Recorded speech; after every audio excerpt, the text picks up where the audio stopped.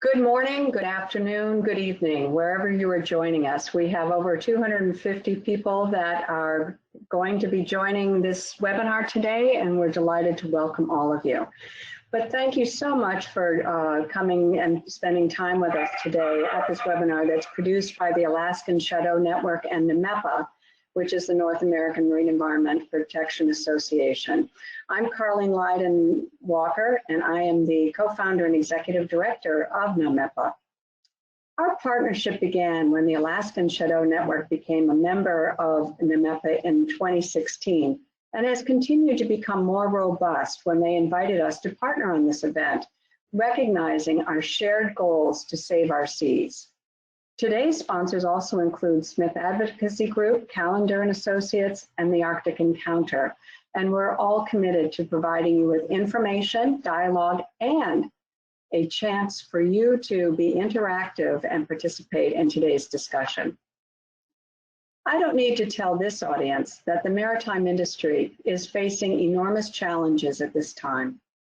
On all fronts, the industry is being confronted by its need to meet demands for reduced environmental impacts, for it to be more efficient in the delivery of its services as the engine of global trade, and to continually recruit mariners into our orbit by providing a safe working environment.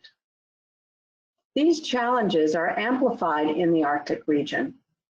Harsh weather conditions, communication capability, vast territories all contribute to making this region a class of its own, with a need to focus on its unique characteristics, requirements, and opportunities. It has been my honor to spend time in Alaska, so I know this firsthand.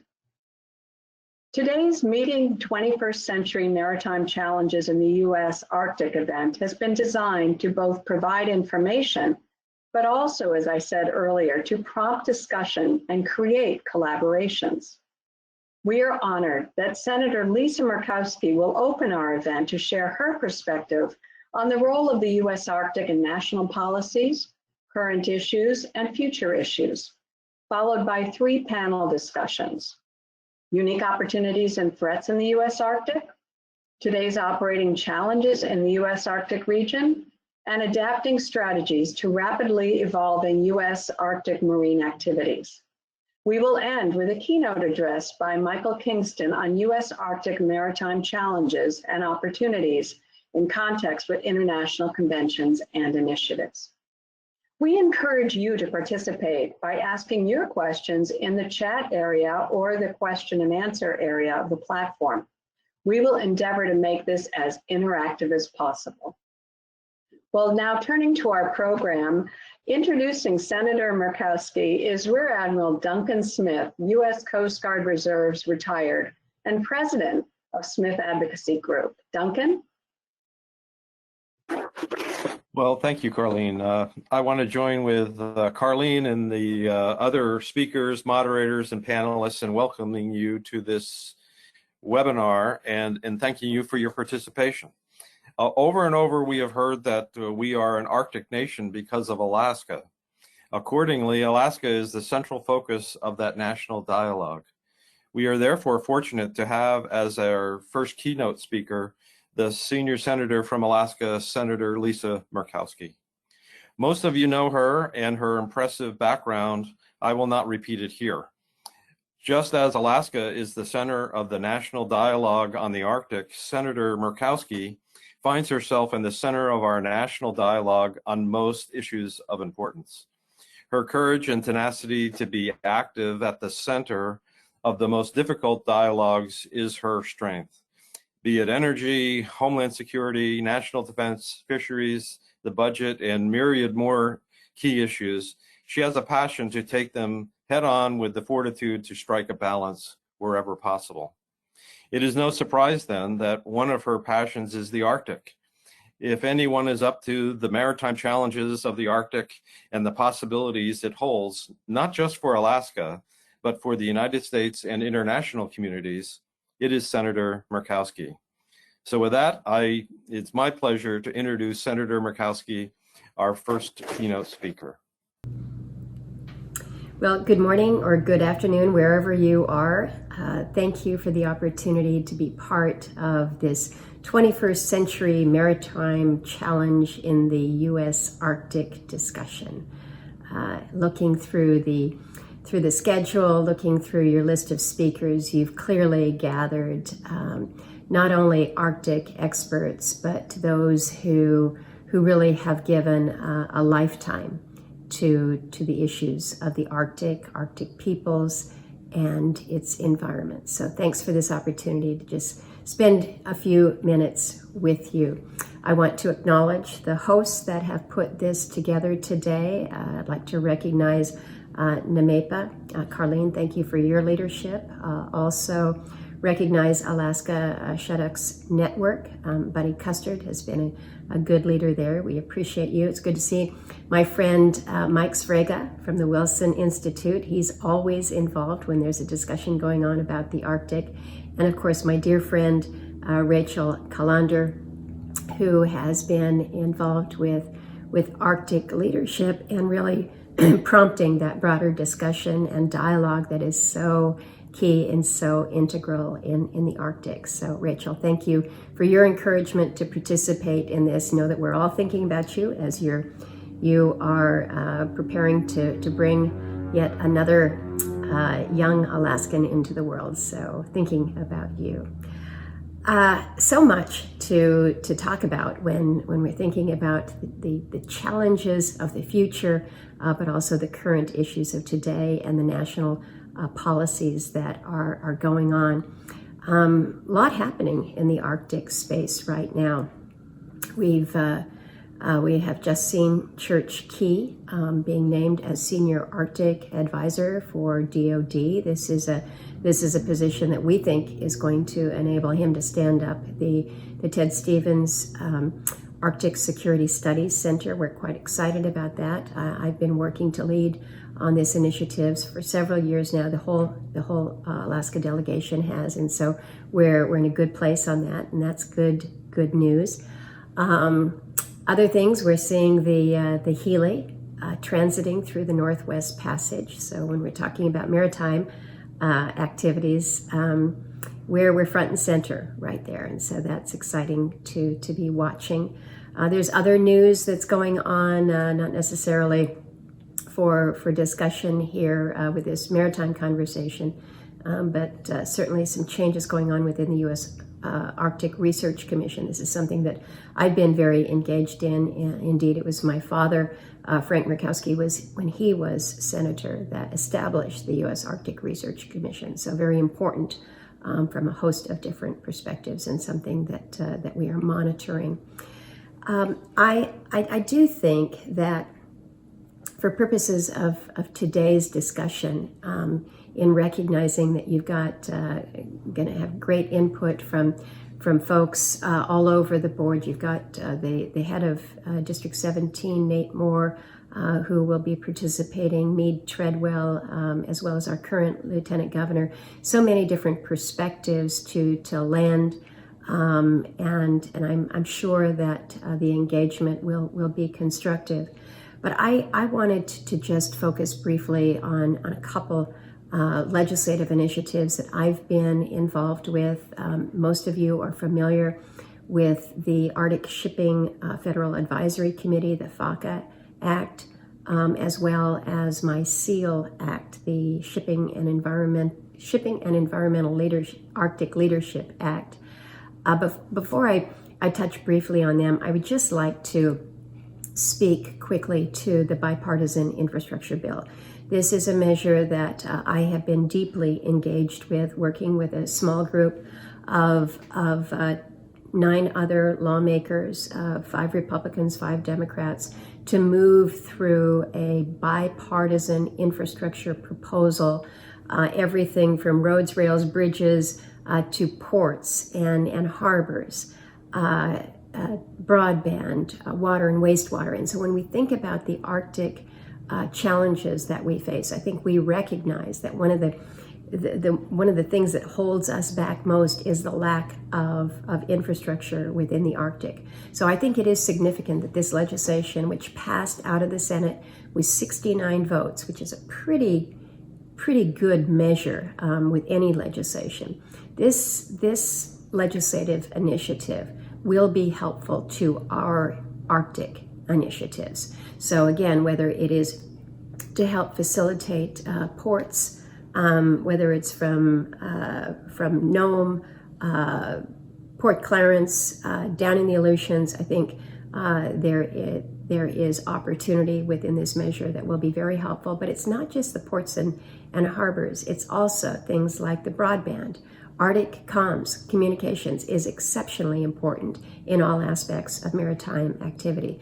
But it's also the shoreside infrastructure that will be key as well. And it's basic things like water, clean water, and wastewater, sanitation systems. So I think it's important to remember that as we're talking about so many of these infrastructure challenges in the Arctic, we do have a measure in place. We just need to get this through the House. We need to get the president signing this into law. But I do think that is a significant advantage coming forward. So to the two pieces of legislation that I've briefly mentioned, let me just kind of put them into a broader context. I think we all recognize that the United States needs an Arctic presence. You wouldn't be part of this discussion if you didn't believe that. And if we maintain the notion that we should not militarize the Arctic, or it's certainly not our intention to militarize the Arctic, then we need to determine other non-military ways to be present in the Arctic. And so it begs the question, what are those ways? And so the way that I've been looking at this is how can we establish the architecture that will allow us to have this presence in a meaningful way going forward. So we're looking to appoint members to the FACA, to the Arctic Shipping Federal Advisory Committee. Again, building out the infrastructure, whether it's the Arctic ports up north, down into the Aleutian areas, but also creating the Arctic Seaway Development Corporation. This is our SEAL Act that I've mentioned. So moving forward with the FACA legislation, it helps that we had bipartisan support from Senator Cantwell on this, but I'm looking at it really as a low-cost, high-impact way to get involved in the Arctic. FACA can advise DOT and other federal entities on expanding our U.S. presence in the Arctic, everything from this discussion about Uber for icebreakers, but also recognizing the extraordinary resource that we have up on the North Slope with our LNG. You look across at what Russia is doing. They've got millions of tons of LNG deals going on, many that are purchased by our allies. So it begs the question, what are we doing about this? What are we doing to develop a better revenue model for shipping that is more trusted, more sustainable, more reliable than what we see on the Russian side? And what are we doing in terms of developing business plans to support maritime operations in the Arctic? The SEAL Act, again, I think most of you are familiar with this, but we really are seeking to provide those services related to safety and environmental protection and response in the Arctic region, including the efforts that will go forward with constructing our deep water ports in the Arctic, maintaining a relationship with East and West Coast ports that serve Arctic trade, collecting voluntary, or working to set up a collection mechanism for voluntary maritime shipping fees from vessels that are operating in the Arctic. And again, it is building this architecture, this relationship to establish the ties among the U.S. residents of the Arctic region, our Arctic shippers, and the maritime insurance industry. So lots that we are looking at, again, as we respond to the current issues, but also the future challenges within the Arctic space. So I'm sure that your discussions will be good, will be productive. Thank you for giving me an opportunity to send you this homemade video produced by me in my kitchen here in Anchorage. But I thank you for all that you do to lead on issues of consequence and importance in the Arctic. So to all my friends and to all of my Arctic experts, thank you for what you do, and we will see you when we're able to do more of these conferences in person and enjoy the networking that goes on with it. So take care and be well. Thank you so much to Senator Murkowski. And I'm based in Connecticut, but I just want to say to Alaskans, you're so fortunate, as we are as a nation, to have Senator Murkowski in the Senate, because she just does an extraordinary job for our country and for the region. So that'll be the end of the politics for today. We're going to move on to our first panel, and our first panel is called Unique Opportunities and Threats in the U.S. Arctic. Our moderator is Dr. Mike Sraga, who is the director of the Polar Institute at the Wilson Center. Mike, take it away. Thank you, Carlene, very much for inviting me, and hello to all my friends and colleagues out there, wherever you might be at the moment. It's a tough act to follow, Senator Murkowski. He sets a foundation for our discussions every time we program. So I have the honor of moderating this panel of two incredible experts here. And the panel is entitled Unique Opportunities and Threats in the U.S. Arctic. And as Senator Murkowski outlined eloquently, there are many opportunities, but there are many things the United States, and I would argue Alaska, should inform and influence going forward, as other nations have going forward. It's a big neighborhood. We talk about this big neighborhood of the Arctic, but yet, as Lisa pointed out, as Senator Murkowski pointed out, it's a small community, and we rely on each other. It was interesting to hear about her concepts about architecting the U.S. position in the Arctic. I think both of our panelists today will inform what architectures might look like, what the needs of our state and the needs of our nation are. They do come together. These are not mutually exclusive issues. So I'm looking forward to this panel discussion, some follow-up discussion with both of these panelists, and then take questions from the audience. With that, it is an honor to introduce to all of you the Honorable Kevin Meyer. He's the Lieutenant Governor of the state of Alaska, and Rear Admiral Nate Moore, United States Coast Guard Alaska District Commander. Thank you, gentlemen, both for joining us this morning. Lieutenant Governor, I will turn over the virtual floor to you, sir. Great. Thank you very much, Mike. I appreciate that introduction, and appreciate this forum. I'm looking forward to our panel discussion as well. And it's especially an honor for me to be sharing this presentation, albeit electronically, with Rear Admiral Nate Moore, as we discuss the unique opportunities and threats in the U.S. Arctic. As Alaska's Lieutenant Governor, I'll be focusing more on opportunities as I see them today and into the future.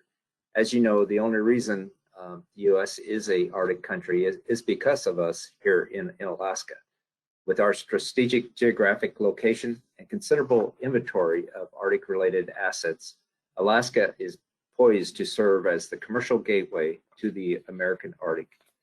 As we all know, the Arctic is warming twice as fast as the rest of the globe. In fact, many forecast Arctic summers will be free of ice in just a matter of a few decades, opening access to resources long thought stranded beneath the frozen ice. The opportunities are great. Fossil, renewable energy, metals, minerals, fisheries, new shipping routes, new ports, pipelines, extended tourism, agricultural, etc. Especially agricultural. We're able to produce now longer and new crops. But the risks in this still harsh environment are equally as great. The thaw will pose new security demands as greater human activity induces states to increase their military and local policing presence. More so than any other state, Alaska has the opportunity to benefit from the economic activity that transpires in the American Arctic. For decades, Alaska's vast store of natural resources, combined with our location on the Pacific Rim, has resulted in significant export opportunities, primarily to major Asian markets that now amount to almost $5 billion annually.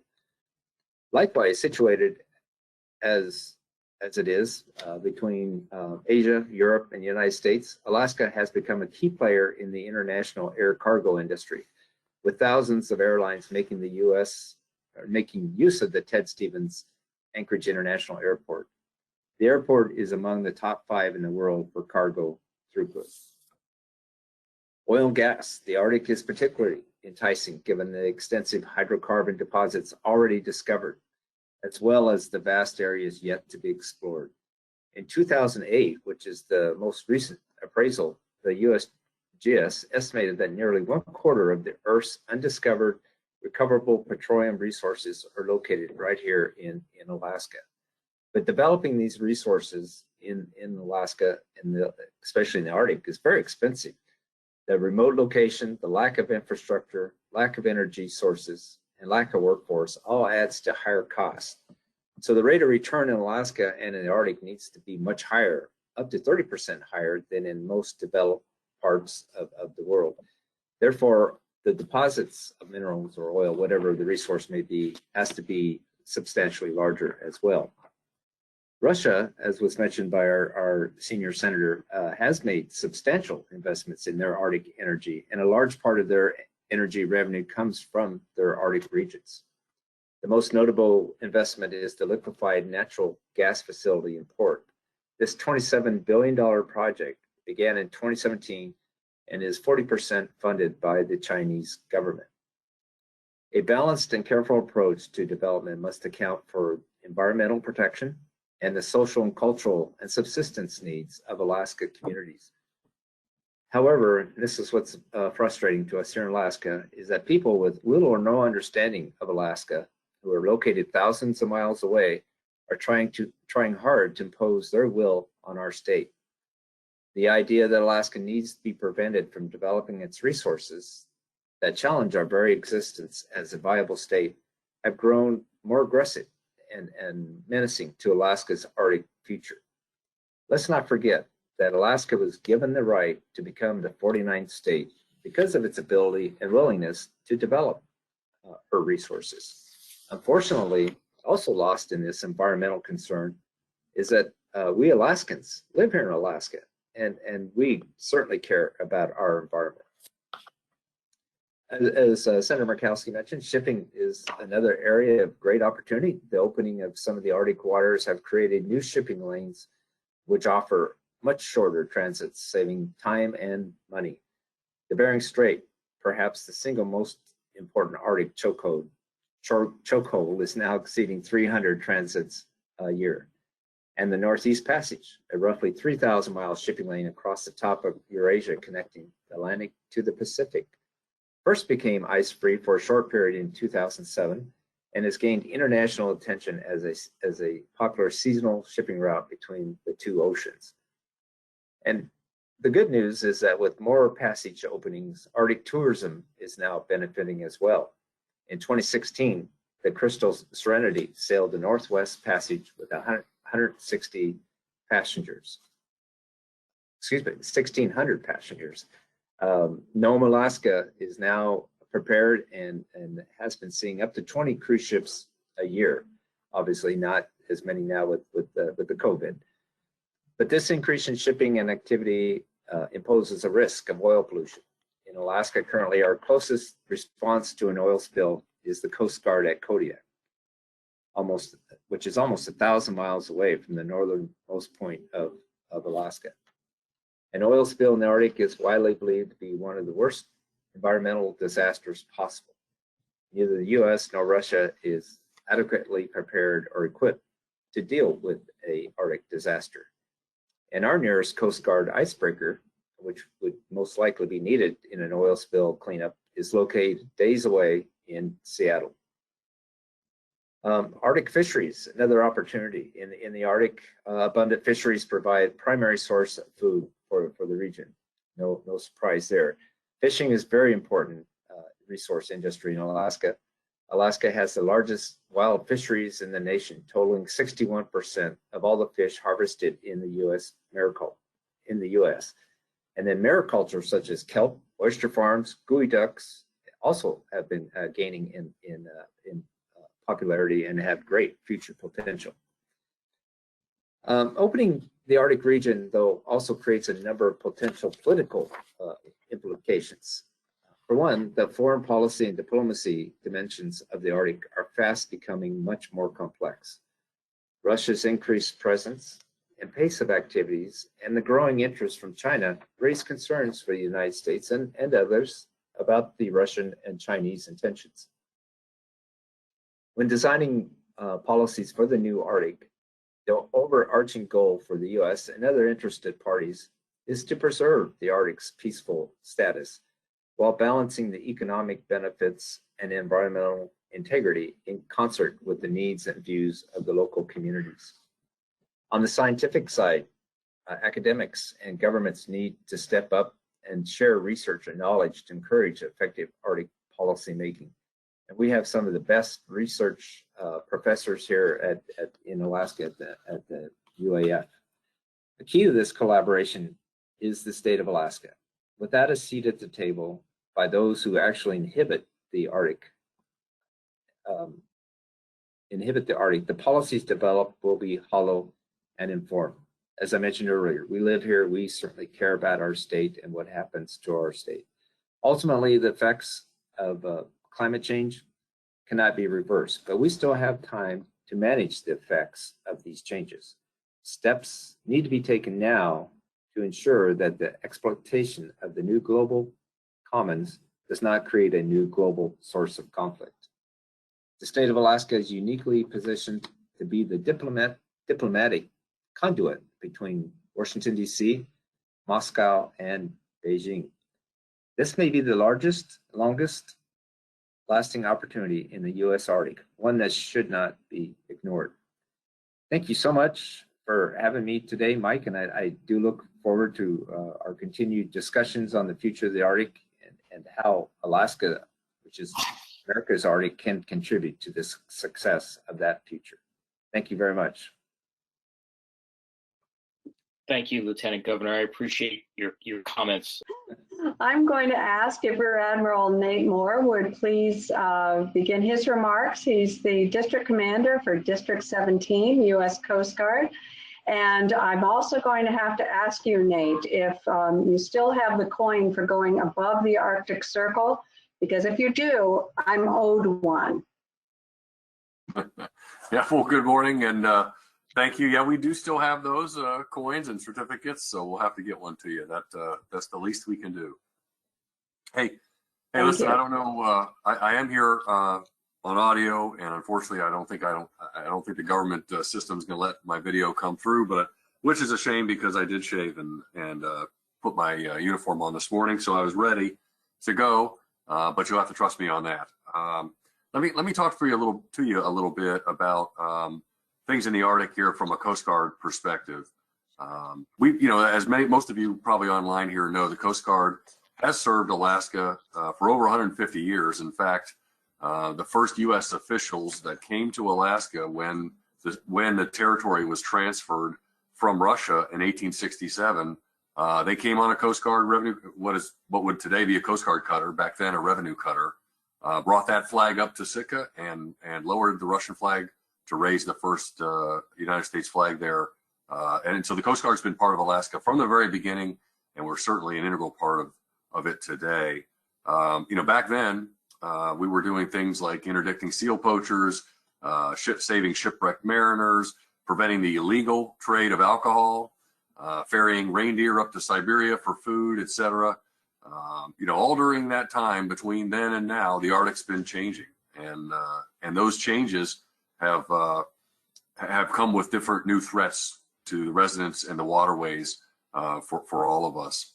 So the work we do to support the waterways and the users of them today is different, but our long and proud legacy of service stretches all the way back to the beginnings of the state of Alaska. Today, our mission set is focused on safety, security of waterways, protecting the marine environment. We provide the same search and rescue and oil spill response, maritime safety and law enforcement in terms of fisheries that we always have. But the pace of environmental change in the Arctic and the opening of those waterways has increased our op tempo in the region. So first, let me talk about the Arctic specifically. I won't dwell on how the Arctic is warming. I think those facts are well known. I will say that the Alaskan Arctic, for the Alaskan Arctic coastal residents, the physical changes have included the increasingly violent storm surges, accelerating coastal erosion and thawing permafrost that is literally shifting the ground underneath their feet. So for Alaskan natives, the physical changes and growing maritime activity disrupt and displace the subsistence economy that's essential for their survival. And while some Alaskan elders describe the ability of their communities to adapt and change as a long-standing strength, the pace of these changes are unprecedented today. So next I want to describe how some of these changes have actually opened the Arctic up to opportunities for increased economic activity and vessel traffic, as was mentioned earlier by the Lieutenant Governor. We've seen increased commercial shipping, cruise ships, as the Lieutenant Governor mentioned, research vessels, and even a spectrum of what we call adventure tourism up in that region. The potential of increased access to and development of the vast natural resources in the Arctic present the possibility of greater maritime traffic in the U.S. zone, as we even saw just 10 years ago with Shell's effort to conduct exploratory oil drilling. And now we're seeing it across the Northern Sea Route and other Russian waters connected to their own resource development. So it remains to be seen if if the existing economic, environmental, and political constraints will restrain these opportunities in the U.S. going forward, U.S. Arctic going forward. In response to the increase in demand for our service, the Coast Guard has actually surged cutters, aircraft, and people into the region seasonally since 2008. And that was done primarily in the summer, and we've done that through locations both in Alaska and throughout the country. If you take a quick look at where we have our cutters and aircraft stationed, and this was mentioned by the Lieutenant Governor too, we look at where we have all of our assets. They're where the legacy services demanded them years ago, which is in southern and eastern portions of the state, right? So even for the Coast Guard in Alaska, our work in the Northern Bering, Chukchi, and Beaufort Seas is expeditionary in nature. We just have to get there first. The goal of these mobile and scalable deployments is to provide the Coast Guard services and gain experience and knowledge in how to operate in such a challenging environment and support those national security goals. One thing that we've done here, if you look strategically, is in 2019, we produced an Arctic Strategic Outlook. It's very clear on what our needs are. We need sufficient heavy icebreaking vessels, such as the new polar security cutters. We need reliable high latitude communications and an understanding of anything associated with the maritime domain that could impact security, safety, and the environment in the United States. So that includes sufficient people and aviation assets capable of operating in the remote, austere Arctic environment. So the good news is that the administration and Congress have duly recognized the importance of expanding our polar fleet. In 2019, a contract was awarded to the Navy and the Coast Guard to VT Halter down in the Gulf for detailed design and construction of the Polar Security Cutter. The initial award included construction and design for the first ship, and then we've got options to construct 2 additional hulls. So far, the Coast Guard, as of FY21, the Coast Guard's received $1.8 billion in funding for those Polar Security Cutters. That's huge. That fully funds the first 2 cutters. And again, we've got permission to contract a third if the funding is available. So despite the pandemic, that program remains on its accelerated acquisition schedule, and we're looking at delivery as early as 2024 of that first unlimited heavy icebreaker. Senator Murkowski mentioned infrastructure, and she mentioned her work and the current Congress's work on infrastructure in Alaska. And we've seen tremendous gains there too. And I'm happy to talk about that more specifically from a Coast Guard standpoint. From a strategic perspective, the United States is an Arctic nation with extensive sovereign rights and responsibilities. Our national security interests in the Arctic are significant in part due to the reemergence of great power competition. So everybody kind of understands that access to the region has evolved. Many Arctic and even non-Arctic nations aspire to assert or expand their role in the region. So the United States must plan for a robust, year-round maritime presence commensurate with the expanding interest in the Arctic and the natural resources that come in that region. If we're not vigilant and proactive, other Arctic and non-Arctic nations will outpace us in assuring their strategic interests in the region in ways that may adversely affect the United States. In particular, our two near-peer competitors, that's Russia and China, are demonstrating or demonstrably intent on exploiting the maritime domain to advance their interests. The Coast Guard, with its unique blend of authorities and capabilities, is at the center of these governance requirements. And that's kind of our special sauce, as we always say, that access and authority that we have, both as a military service and a law enforcement agency under international maritime law. That's our secret sauce, different than what the DoD services can provide. So this summer, we're deploying our most advanced cutters and aircraft to patrol along the U.S.-Russian border in the Arctic to protect our sovereign interests, safeguard the fish stocks, and reinforce that rules-based order.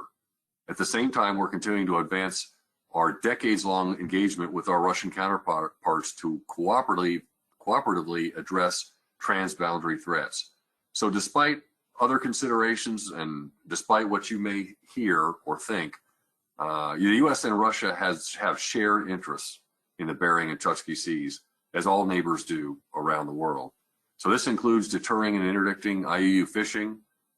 Search and rescue missions in that area have always been an area of cooperation, and even transboundary oil spills have been an area of cooperation that we continue to move forward with our Russian counterparts on. So most recently, we've had cooperative efforts, including joint patrolling of the border with the Russian Border Guard and Coast Guard cutters, and the completion just last week of an oil spill response tabletop exercise in Anchorage with the Russian Marine Rescue Service. Those are our counterparts for oil spill response. That greatly advanced our preparation for a large-scale transboundary spill in the Bering and the Arctic. So operationally, the Coast Guard we face incredible challenges: limited infrastructure, communications, the tyranny of distance, obviously extreme weather. The distances can't be overstated. I mean, what we do here, I sit in Juneau today, where the Rescue Command Center for the entire state of Alaska sits, including the Arctic. So if you think about distance and time, we launch and manage cases from here, launch aircraft from Kodiak that may respond out into the Bering. So if you're thinking about continental United States, that might be something like managing a case from Savannah, Georgia, launching the aircraft out of Kansas City that has to go respond to something that's happening in Seattle. Those are the kind of distances that we deal with, and I think everybody on the line here kind of understands that. That happens nowhere else in the Coast Guard. Those type of distances and challenges. So there's certainly positive factors as well here in Alaska. I mean, the distance is a negative, but the positive is certainly our relationships with our partners at all levels of government. Everything is done here as a team effort in Alaska. We just have to. We don't have enough people to be everywhere and do everything, and neither does any other agency up here. And so those unique partnerships and our work with the remote Alaskan communities to prevent and respond incidents has been a long-serving success story. That's the only way that we're able to kind of manage our daily work here. Despite these domestic and international combined efforts, the fact remains that providing an effective response to a complex contingency, such as a large oil spill or mass rescue from a cruise ship anywhere in Alaska, especially in the Arctic, is a daunting challenge. The Coast Guard has and continues to invest in capabilities and capacities of our assets and experience in our people, and we'll always respond as soon as we can with everything we can. It's just not as realistic for anyone to expect a government response here to the level and the swiftness that would be seen in many coastal waters in the continental United States. And so those large, complex incidents at sea are challenging even in the most accessible areas and benign environmental conditions. And I believe that the vast majority of vessel owners and operators that make up the current waterway users in Alaska takes these threats seriously and invests significantly in their own safety and survivability. And where applicable, international requirements such as the Polar Code directly address these threats. I hope and expect that as the Arctic waters continue to open and allow for entry by new vessels and companies, they will be good stewards and make the same investments to protect themselves and the pristine environment through which they sail. So thanks again for the opportunity to participate this morning in this important symposium. I certainly appreciate sharing some time here with the Lieutenant Governor and look forward to the discussion. Thanks very much. Thank you, Admiral, very much. That was a lot covered, and my apologies to everyone for disappearing there for a moment. I vote for better and more robust and affordable Arctic infrastructure regarding communications all the time, and that was not a commercial for that, me disappearing there, but it is one yet another example of the infrastructure fragility throughout the North, that even here in Fairbanks we experience trouble from time to time. Can imagine what it is like in more remote areas of the Arctic, including our state of Alaska. Admiral, thank you very much for your comments. I do want to circle back on a number of themes that you covered, but first I want to pose a question. This is posed to the Lieutenant Governor from our colleague back in Washington, D.C., Dr. Ali Azara. Lieutenant Governor, her question, I'll try to condense this a little bit. In light of the climate crisis facing the globe, and given Alaska's location as a cargo aviation hub and potential entrance and exit to growing shipping routes, as you pointed out, is Alaska looking to become more of a leader and perhaps a first mover and shaker in alternative fuels like non-fossil fuels to work to decarbonize shipping and aviation and to provide enhanced environmental protection and economic development? I can boil that down perhaps by saying, what's the state of Alaska's interests and efforts in sort of expanding that energy portfolio from a state's perspective and how that might impact our state, our economy? And two, what's the role of our state in sort of diversifying the energy equation for the rest of the globe, perhaps? Yeah, well, thank you, Mike, and thank you for that question. Certainly, renewable and alternative fuels is a priority of the governor and mine, and we still have the goal of trying to have Alaska be at least 50% on renewable energy. The bottom line, though, and I mentioned the great opportunities we have in our oil reserves. There is constantly going to be demand for oil for most people say at least till 2040, perhaps even 2050, and we just feel like that we should be producing and providing that oil and petroleum products to the United States rather than say some Middle East countries that don't particularly like the United States. And plus, we know we can do it safely. We've been producing from Prudhoe and Kuparuk for over 40 years, and so yes, we are going to continue to go more and more to renewable energy. In fact, right there in Kodiak, I believe they're 99% now on renewable energy. So that will continue to be a goal of not only the state of Alaska, but the local communities within the state of Alaska. I think I forgot the first part of that question, but I do agree that we have an opportunity here to be a leader in cargo, and I think in particular we have been showing that. Obviously, we're already now in the top 5 busiest airport hubs in the world, and that is going to continue to grow, and I believe our airport is prepared for that. There certainly is going to be more activity shipping in these new waterway passages that have opened up, and as was mentioned by the Admiral, they are preparing for that as well, and any consequences that may occur because of that. I hope I answered that question, Mike. If there's something I forgot there, if you could repeat it, that'd be great. Lieutenant Governor, I think you answered it. I think Ali's point was that with the increased traffic, not just in shipping but air traffic, this issue of burning fossil fuels is an issue. And what's the role of the state in trying to, I guess, balance our needs as a state and what we're built on? We depend on natural resource development, and how do we balance that with global demands and global economic structures? And I think you have addressed most of that. It's a bigger issue, but for the state of Alaska, I think you've answered some of that. But please, if you'd like to expound on that, that's fine. The only other comment I was going to make is that a lot of the minerals and metals that are needed for these renewable energy products are located right here in Alaska. So, again, I hope that, we don't forget the importance of mining, because that's something we have done. The state of Alaska has been, doing gold mining as far back as we can remember. And again, we have these minerals and metals that are needed for the future to address fossil fuels. And again, we hope that we'll have cooperation in allowing us to go after those minerals, rather than, again, relying on other countries that may or may not be our friends. Thank you. I appreciate that. Admiral, you noted a number of things. I wish we had another couple of hours, but we don't. We've got about less than 10 minutes. But you noted a number of very important issues. One was a year-round presence for the Coast Guard in the Arctic. What would that look like for you? When we look at year-round presence, is it advanced basing on in the terrestrial environment? Is it capacity to be in the Bering Strait and the Arctic Ocean 12 months a year? What are your thoughts about that?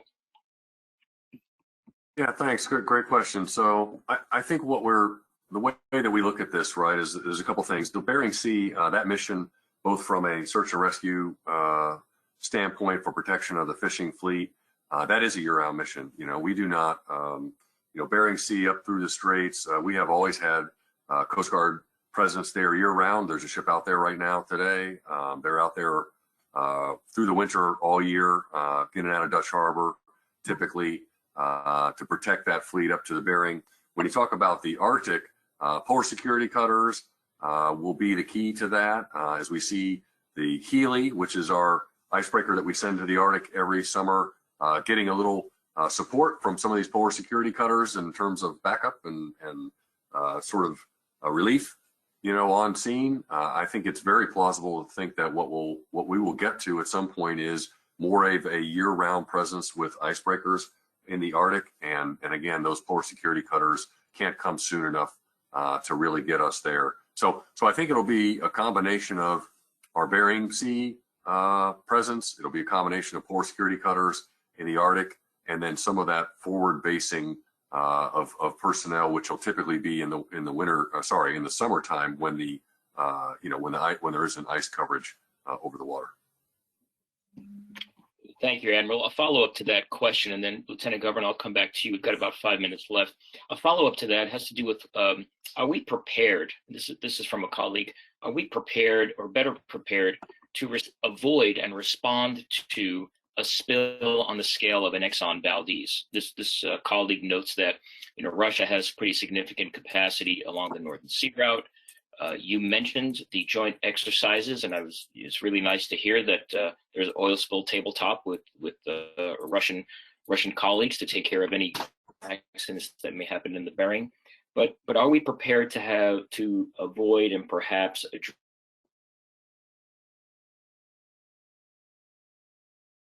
a spill on the scale of an Exxon Valdez? Yeah, thank you. So here's the way that works for us is there's really a prevention aspect of it, and then a response, right? So as many folks here on this webinar understand that the key to preventing oil from washing up on shore in Alaska is to prevent it from ever spilling, right? So it's how do you keep it inside the ships, how do you keep it inside the pipelines, et cetera. So there's a huge prevention aspect of monitoring vessel traffic, setting up established routing, being very serious about oversight and inspections of equipment, safety equipment on board those ships, redundancy of mechanical systems, et cetera, so that the ships operate safely and keep the oil inside their hull, right? So that's the prevention portion of it. And then there's the response side of it. And the response side of it is incredibly challenging up here, as we mentioned, distances and weather and those sort of factors. But that's where our work with these joint contingency plans with Russia, that's where the contracts that are in place today for the OSROs come in play. All of those requirements that most of them, frankly, started with Open 90 following the Exxon Valdez are in place today, and that's what the governmental oversight provides. Thank you very much for that. Lieutenant Governor, you noted a whole host of opportunities for the state of Alaska, and this might be just our last question here. We've just got another moment or two, including fisheries and tourism and critical and strategic minerals. I've noted in the past, when we have talked and others, that to me, the critical and rare earth minerals, at least for the state of Alaska, and I certainly think it for the United States, is on par with sort of national security imperatives, right? That Alaska plays a very specific role in. And I would add, I would say that they are on par with the national security imperative of the Alaska-Canadian Highway during World War II. I would say that it's on par with the reason that we have a pipeline, an oil pipeline in the state of Alaska during the 70s and the oil embargo. To me, strategic minerals and rare earth mineral development in the state of Alaska, done wisely, is a national imperative as we build out our energy portfolios and diversify our economy and our energy needs. And so I would ask you just to double back a little bit and maybe explain a little bit more about the state of Alaska's rare earth strategic minerals assets and what role, what efforts the state is making and what help you would need from the federal government to further develop them, again, in the nation's interest and also the state's interest. Yeah, no, I appreciate that question, Mike, and it is a complex question. As I had mentioned, we do have we know we have a lot of these rare earth minerals. It's just getting access to them. So certainly, as I mentioned earlier too, that it's so expensive to do work in Alaska because we just don't have the infrastructure. We don't have the ports. We don't have the roads. We don't even have adequately trained workers to work these new mining fields once we find them. But the state is assisting through ADA. For example, the Ambler Road is once that is built, it will allow access to a lot of the minerals that are needed for these renewable energy projects. And there are other exploration companies out there looking currently. Again, it's just making sure that that Alaska has a seat at the table when it's decided, especially if these happen to be on federal land, if these are decided whether or not to go or not to go. Because as you mentioned, Mike, we've been doing this for many years, and we can do it safely. And we just need to do a good job of convincing people. But certainly, as I mentioned too, there's a balance. We have to protect the environment. We have to protect the beauty of our state, and we want to do that. As I mentioned, we live here, and it's been frustrating sometimes convincing people back east that our desire is certainly to protect the pristine of Alaska. But our desire too is to be able to make a livable income and also provide the minerals that is needed for our country. Thank you for the response. I know we are out of time, and I realize that this discussion and program was to focus on the maritime environment, but you just see the interrelationship between the maritime and the non-maritime environment on the national security, homeland security, civil security, economic security, energy security fronts. They were all interwoven.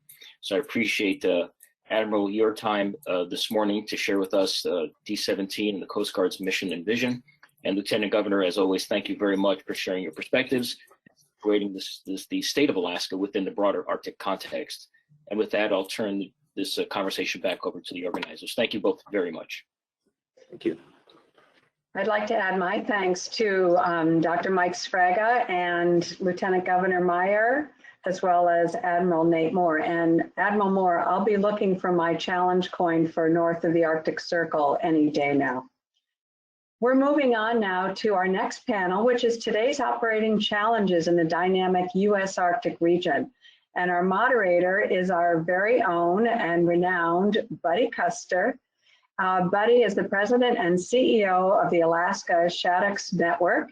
And take it away, Buddy. We're looking forward to hearing some real-world stories about what's going on from an operational standpoint in the Arctic region.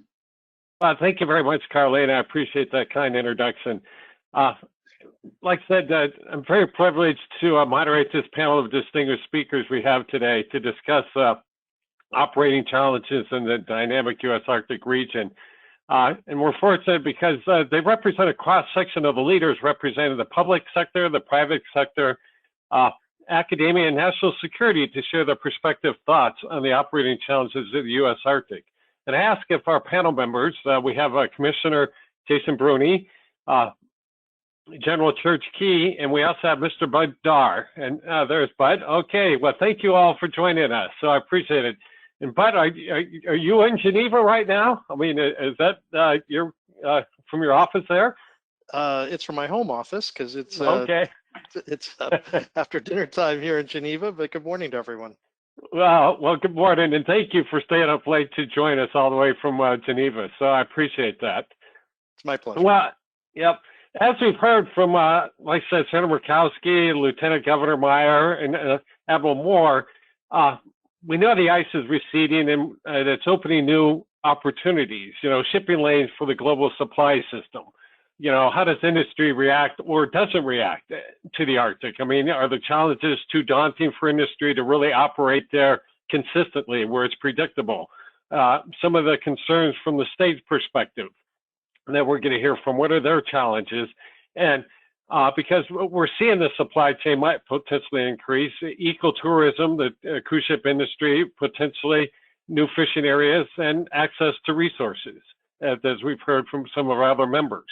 So what does that mean? Because we know the area is characterized by severe weather, the challenges of geography, the limited infrastructure, we hear all this, and the remoteness.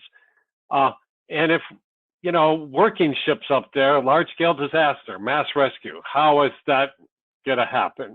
What are those challenges? Oil spills, we've heard that's a concern from the speaker. What does that look like? That these are daunting challenges, emergency response on that side of the house, but just to even operate up there, do the rules and the regulations, do the insurance, are we positioned policy-wise to facilitate commerce moving through the shipping lanes and stuff like that, or additional research? So I look forward to hearing your thoughts on all these things. And to start off, I was going to ask Commissioner Jason Brune to lead the discussion. And Jason's the Commissioner of the Department of Environmental Conservation for the state of Alaska, and he's entrusted with a lot of responsibility in overseeing and conserving, improving, and protecting Alaska's resources and the environment, which is, air, land, and water. So Jason has the entire space that he's entrusted to help protect and preserve for Alaska. So Commissioner Brune, I'll hand it off to you to start the panel discussion. Thank you. Perfect. Well, good morning, everyone. It's an honor to be on this panel, and I want to thank Duncan for inviting me. And the presentations, obviously, by Senator Murkowski and Lieutenant Governor Meyer and Admiral Moore were fantastic, and they stole a lot of my thunder. But I guess what we're going to be hearing is a lot of repeating of the same messages over and over and over again. And Buddy, you even mentioned some of them as well. Alaska's vast. Obviously, we have more coastline than the rest of the lower 48 does combined, and the opportunities that present themselves, especially with as the transportation corridors are increased with the melting of the sea ice, obviously significant oil and gas opportunities, mineral opportunities, of course, the cruise ships, tourism, military. And don't forget community development. Those communities that are there, they require fuels to be shipped in, and of course they're growing as well. And so what I want to focus on today, obviously, is how we at the state of Alaska are prepared and need to ensure that that opportunity that presents itself is not impacted by not being prepared. I think that it's so important to just focus on that ounce of prevention is worth a pound of cure. We have to be prepared for something like another Exxon Valdez oil spill. And with our partners in the federal government and the Coast Guard, it's incredibly important that we are prepared for just that. At DEC, and specifically in the Division of Spill Prevention and Response, our mission obviously is to prevent spills of oil and hazardous substances. We want to make sure that we're prepared if and when a spill does occur, so that we can respond rapidly and ultimately to protect human health and the environment. At SPAR, we have a section called the Prevention, Preparedness, and Response Program, which ultimately their goal is to protect public health, safety, and the environment by preventing and mitigating the effects of oil and hazardous substance releases, and if they are unfortunately released, to ensure their cleanup. Again, in short, an ounce of prevention is worth a pound of cure. In Alaska, obviously, the state waters that we have, they extend to 3 nautical miles. Obviously, the EEZ goes out to 200, but if you include the different islands, I think we have over 2,000 islands in Alaska, and the total amount of tidal shoreline in Alaska approaches 50,000 miles. And of course, as was said earlier, working in this region can be very dangerous. We have significant rapid changes in weather. We have a lot of ships that have innocent passage that are shipping things from Asia to the lower 48. And then of course, we want to make sure that our top priority is that if a spill occurs, that we're responding to this spill, but ensuring the safety of those responders and community members. Many of you may know that the Arctic communities, they rely on the few opportunities that they have to get barges in to pass through the Bering and Chukchi seas. During the short summer seasons that we have, they provide the fuel and freight that those communities need. Many of you may remember back, I think it was in 2012, when NOME needed a fuel delivery, and they weren't able to get their fuel delivery in 2011. And so there was a Russian oil company that in January of 2012 used an icebreaker and a fuel barge to deliver over 1 million gallons of refined fuel products. Again, we were ready then, but we want to make sure that if an incident does occur, we have to have the responders and the response equipment necessary. And often, if we're not prepared with equipment there, they have to come in from long ways away, as the Admiral said earlier, perhaps even from Seattle. So what we have to help with that is, of course, at DEC, our C plans, our contingency plans, as well as staged equipment throughout the state. So the C plans, we have the Alaska Regional Contingency Plan, which serves as a guidance for planners, so that we have a coordinated federal, state, and local response if a discharge occurs, or if there's a threat of a discharge from a ship that is no longer under power. And so we want to ensure that if a hazardous substance is going to be discharged, that we are prepared. So we have both state and federal on-scene coordinators, both from the Coast Guard, EPA, as well as DEC, which use the guidance that are put in those C plans in connection with the National Contingency Plan to inform and support the area committee within each planning area, so that they can build their respective area contingency plan. The Alaska Regional Contingency Plan includes, of course, wildlife protection planning guidelines, when we use dispersants, and when the SOSCs consider the use of dispersants or other chemical agents during a spill response, when in situ burning is going to be used and the guidelines for that, so that they can authorize the in situ burning of oil if necessary.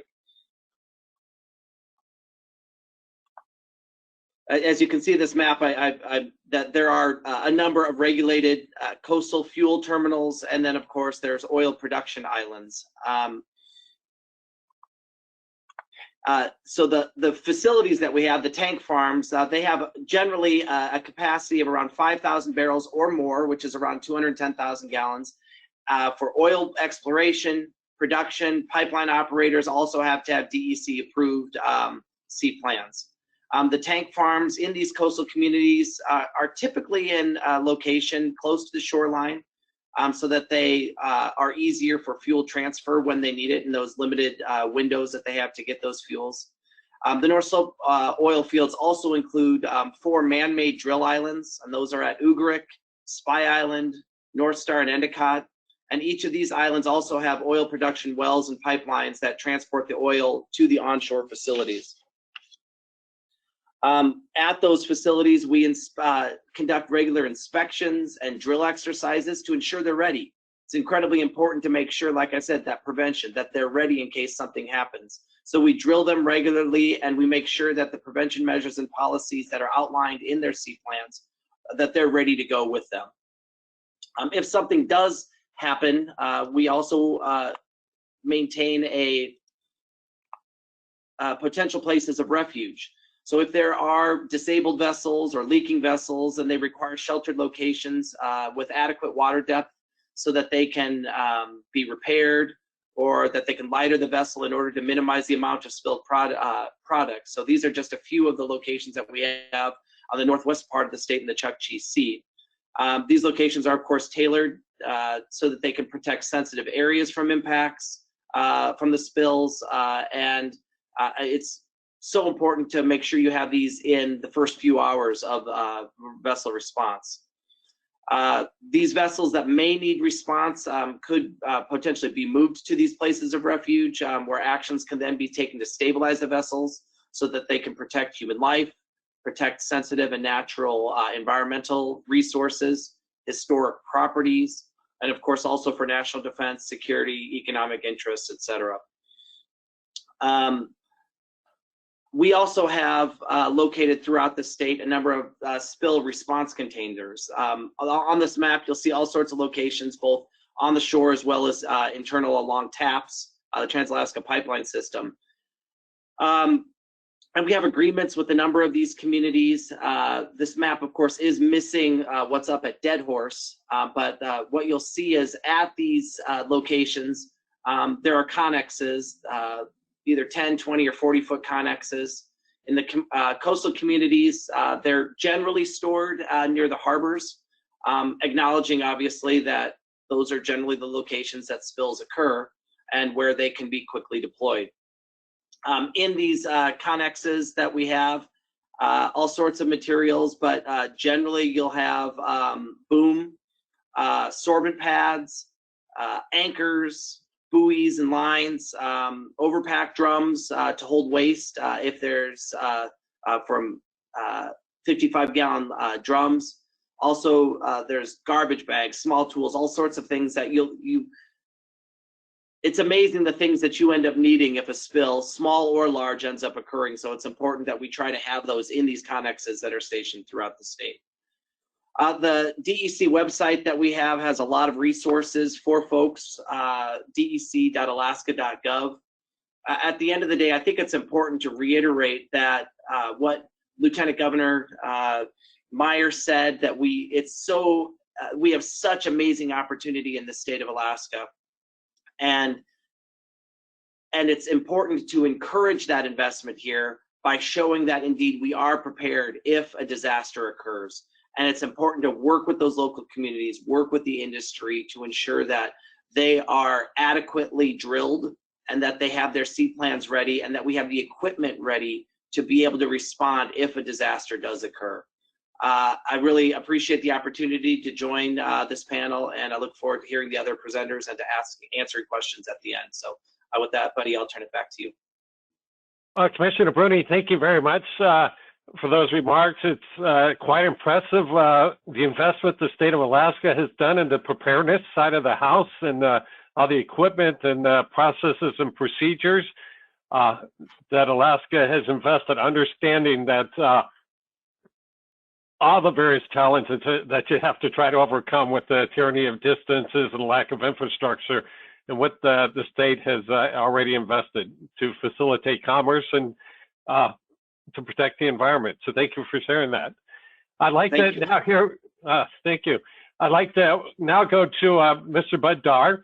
Bud is the Executive Vice President for Maritime Policy and Government Affairs for the Mediterranean Shipping Company Group, which operates in over 155 countries. Bud will share some of the perspective from the industry side of the house. You know, what are the challenges? Is it even, as we heard the Lieutenant Governor talk about, you know, what's the return on investment to even operate up here, you know, for industry, aspects like that. And Bud has a very diverse background. He's a mariner by trade. He sailed on ships. He's, like I said, with the Coast Guard, the Merchant Marine. He's also a yachter by, enjoys just getting out there, recreational yachting too and everything. So, and just the enormous responsibility that Bud has through MSC Group. So, Bud, I'll turn it over to you. Well, thank you, buddy, and thank you to all the organizers for inviting me to participate. I appreciate the chance to speak with you about this subject. I should add that I don't have a coin like Carleen is begging for, but I do have a certificate that proves that back in my submarine days, I was north of the Arctic Circle twice, but I can't discuss exactly the circumstances, but the pictures are hilarious, and so are the memories.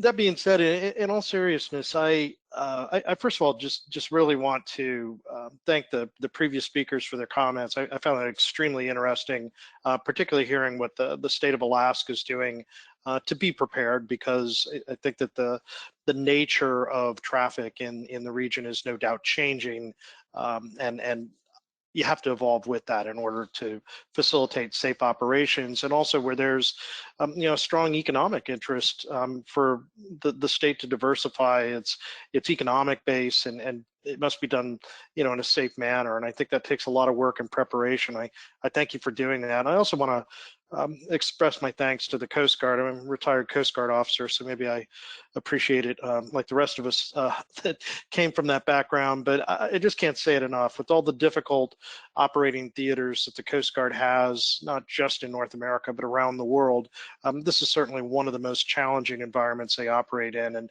the work that they do day in, day out is extraordinary. It saves lives, it protects our precious resources, and also sends the right signal on our sovereignty in the region. And I think just an incredibly valuable service. And I don't think we can ever give enough support to the Coast Guard. They're asked to do so much with always limited resources. That being said, I want to talk a little bit about our company. First of all, we are a very diversified company. We are one of the largest container shipping companies in the world. The commentators will make their guesses to who fits into which slot, but suffice it to say, we've got over 4 million TEUs of capacity right now, and we're at a time when we're trying to add capacity to our network to meet the extraordinary demand of cellular container ships. We also operate a couple of bulk carriers that we own. Most people don't know where we have a little bit of that business. We have a few ro-ros. We have 19 ocean-going RoPax ferries in the Mediterranean. We operate 19 very modern cruise ships, and we also just launched a luxury cruise ship brand where we'll take the first delivery of that ship in 2023. And then we have a lot of ancillary businesses that support intermodal transportation, such as 51 container terminals that we have an ownership interest in and operate in various parts of the world. We're the largest private railway operator in Europe, again, just supporting intermodal transport. And we try to stay really close to our core business. And then between 5,000 and 10,000 trucks on any given day we own as well on the roads, and a very large fleet of containers to fit on our ships. So we have a lot of experience in a lot of different ways, and we're kind of a microcosm of the whole industry. We're not in the tanker business, so I won't try to speak to that. But You know, the bottom line is, in our cargo business in particular, which is the lion's share of our business, we're there to facilitate trade and commerce. Where the need is there, it's our role to step in and make sure that we're the lifeline for that. We connect people, connect economies around the world, and we do that every day. That's our real core business. So where there are communities that are developing needs for import or export or transportation of goods where we're able to provide that service, or some cabotage limitations, obviously, in the US. That isn't a business that we're in at the moment, but for import and export, we're pretty active in most markets. We feel the need to serve that. We don't currently call in Alaska, but I wouldn't rule that out. If the need is there in the future, certainly, you know, we're open to considering modifying our network or doing so together with partners through some sort of a mutual agreement.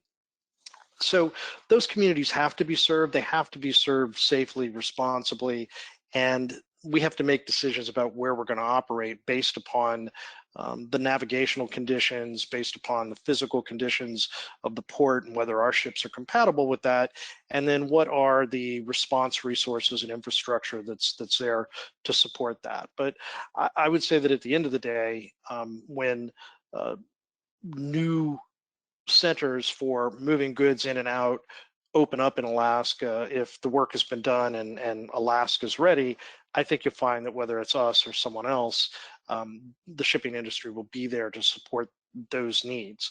I think the same is true with cruise tourism. I think that has some reasonable limitations that need to be on it, because the consequences are quite significant when you have so many souls entrusted to your well-being while you're operating a cruise ship. But I think that can be done safely. It just needs to be done with a lot of care, and again, with a lot of thought going into contingency planning, which becomes very complex for a cruise ship in particular. What I'd like to talk about specifically, though, for a moment, is what we do not support, and we frankly are just against. And that is when it comes to cargo shipping and connecting Asia with the other continents, both Europe and North America. In 2019, we took a position which I fully supported internally and was happy to be a leader in speaking about it. And then we reiterated that this year as well, that we do not think it is an appropriate choice to be operating in transit through the northern sea routes, and that's both the Northwest and Northeast Passage. And there's a lot of talk about that. There's a lot of ambition around it. There are some governments that are actively promoting that happening. We think that is a bad idea. We think it's irresponsible, and it's not for us. And we've not been bashful about saying that, and we're not alone. There are others, particularly in the container sector, that have made similar statements and similar commitments. The reason why is multi-pronged, and one is the response capabilities, particularly in the more remote reaches of the northern sea routes, are minimal at best. That is maybe among the problems, maybe one of the more solvable ones, but it will take time, a lot of commitment, and it will take a lot of investment in building that infrastructure in what is probably not ever going to be year-round operations. So, just how far governments are willing to go, I'm not really sure, but that response capability, should something go wrong when you're in a transit in thousands of miles of what may be at times some constricted seaways, is not something to be taken lightly. It really needs to be looked at seriously. Second is the difficulty of navigation in the northern sea route. The chart datum is questionable at best. It's sometimes completely unreliable in certain stretches of it, for sure, because there just isn't that much experience up there to build quality chart datum that would be required for these transits. And also the environmental conditions are harsh. I mean, you really don't have a lot of margin for error up there. So I think that the way ships would have to be prepared and operated there really would take a pretty significant amount of due diligence on the part of the operators to do that correctly. And there would have to be a higher level of support with regard to the quality of the aids to navigation, maintenance of those, which is no easy task in that remote of an area, radio communications, as well as satellite navigation, and are there sufficient coverage there, and then the chart datum, like I mentioned before. And then really what's most important to us and really driving it is that we just don't think it is environmentally sound to operate there. There would no doubt be some environmental benefit, particularly with greenhouse gas emissions, by cutting a significant amount of distance off of the normal sailing routes that our customers need us to carry trade on. But if you look at the timeline for that really to come to fruition in a way that's reasonable and safe at any sort of volume, those greenhouse gas emissions are going to be well on their way out anyway, because the goal is not get there through energy efficiency, because the law of physics won't allow us to decarbonize completely as an industry through energy efficiency alone. We're going to get breakthroughs in alternative fuels and alternative power systems on board ships, and that's the real answer for decarbonizing, not taking essentially a shortcut that has a lot of substantial risks associated with it, in our opinion.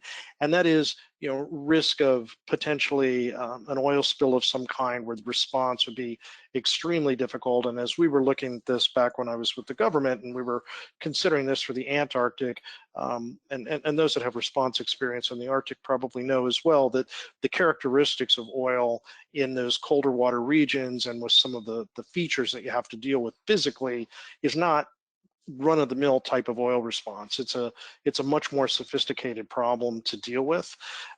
Also, I'm going to use the word harassment, not as a pejorative term, but really the way the Endangered Species Act might use it, where you have man and equipment entering an environment which is a rather pristine ecosystem.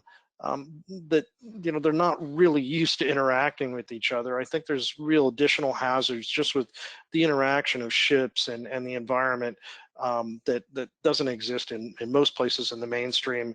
And then lastly, the air emissions that are of a more localized nature, particularly black carbon, where both opacity on the ice pack as well as human health sort of effects, but you don't have a lot of dense populations up there, so it's probably more the ice pack that's the problem.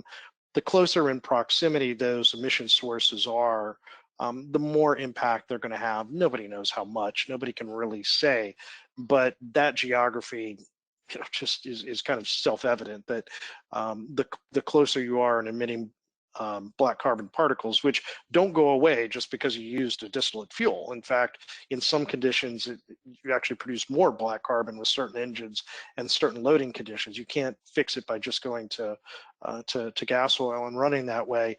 We just think that all adds up to not a responsible choice for us, not one we want to be a part of, and we would encourage the rest of the industry, despite the call of some governments, particularly after the Ever Given incident, to suggest that that's something that should be accelerated. We think the opposite is true. Not to prejudice, again, the important need to serve communities that need shipping services in and out. And also, I'm not talking about transits through the Unimak Pass and the Bering Sea, which I think are necessary to keep the lifelines flowing through the more conventional sea routes. So thank you very much for the chance to share our views on that, and I'm happy to answer any questions if there's time for that. Bud, thank you very much. I appreciate that. I mean, that was very insightful to understand it from the industry's point of view, from one of the leading shippers that's actually set standards of care, and it sets a lot of the benchmarks that the industry follows, and your trends to protect the environment and everything. I appreciate those thoughts from your perspective on what are the challenges and what is preventing industry from operating up there on a larger capacity and everything. So I appreciate that. And I look forward to further discussion as time allows with this panel. I'd like to now go to General Church Key. Church is, like I said, Major General Church Key is a retired Air Force, and he's now the Senior Advisor to Arctic Security for the U.S. Department of Defense. as of just last month. And he's also a current commissioner for the U.S. Arctic Research Commission. General Key he was the former executive director for the Arctic Domain Awareness Center for the past 6 years as part of the University of Alaska Department of Homeland Security Science and Technology Office of University Programs for Center of Excellence in Maritime Research. His background, I'll let you read that on the website. It's quite diverse and it's quite distinguished, his military background and how he's impacted the U.S. Arctic strategy and so forth. And now he's guiding the Department of Defense and Arctic security and Arctic strategy. So, Church, I'll hand it off to you at this point. Thank you for joining us. Bet, and I would just respectfully echo what Dr. Schreck has said earlier. All of a sudden, a few moments into Vice President Darr's reflections, everything froze. So I did a scrambled X to try to recover quickly. It's a privilege to rejoin just in time. But as that, I think I lost a few years of life in stress trying to get reconnected quickly without much of an office assistant. My four-legged office assistant was no help as we're calling in from home quarters today. So to kind of cut straight into Commissioner Brune and Executive Vice President Darr, it's a privilege to join this panel and to follow from the distinguished panel for starting with Senator Murkowski's reflections and then getting Admiral Moore's reflections, as well as, of course, the Lieutenant Governor Meyer. So what a great opportunity to follow those reflections with this. And my remarks are going to be hopefully complementary to Commissioner Brune's and Vice President Darr's reflections, oriented to the fact of echoing many of the aspects of addressing or identifying what the operating challenges are in the Arctic region, specifically U.S. maritime region of the Arctic. But strategically, it boils down to the fact that there is an aspect from government, there's an aspect for industry, and there's an aspect for the community of research that supports government as well as industry in operating in the region. First and foremost, of course, when we look at the Arctic, is ability to highlight the ability to communicate. The inability to communicate, of course, is a significant deal and a significant shortfall. And also, of course, being able to sense the operating environment at fine scale. There's an awful lot of research and the studies have been, if you will, talking about the Arctic region from macro levels. But then how do you get to fine scale domain awareness and domain understanding? And this includes, of course, characterizing the Arctic at fine scale when it comes to sea ice, ocean currents, sea ice, essentially presence, edge, thickness, and ridging when you're operating a vessel into the Arctic region. And so ability to not only, of course, assess this at the vessel master level, but then also taking a look of how do you enable decision making an aspect of command and control, and actually ability to dispatch, if you will, in similar regions where there's isolating activities. For example, the Great Lakes region has an ice season, and that is not only conducted, negotiating is not only conducted by a vessel master, but also maritime dispatch, essentially for the shipping companies that are operating that region. At some point into the future, such a construct will likely apply into the U.S. extended economic zone of the Arctic and the Bering, the Chukchi, and Beaufort. Of course, when you look at being able to characterize the Arctic and the operating environment of the Arctic, you're looking what's at fine scale, what's below the waves, what's on the surface, and what sort of weather patterns you're going into. The Arctic is changing, of course, and on the macro scale is changing about 3 to 4 times warming as compared to lower latitudes in the Northern Hemisphere. That's up from what it was about 2 times the rate of change. Now is operating somewhere 3.5, almost to 4, depending what study you read, of warming over the last number of years, small number of years, and quite acutely just in this decade alone. Sea ice presence, thickness, movement, and ridging is actually is much more difficult to predict, and being that complicates the work for the Arctic vessels that are plying the region. Of course, not only for vessel masters and what, of course, the ability to operate command and control vessels into the region and on the surface, but of course also be able to detect risks and threats. So I know that there'd be some discussions on this further. Obviously, I know that Admiral Moore highlighted some of those, as well as, of course, Lieutenant Governor Meyer. But the ability to not only detect risks and threats, but then also the ability to interdict them.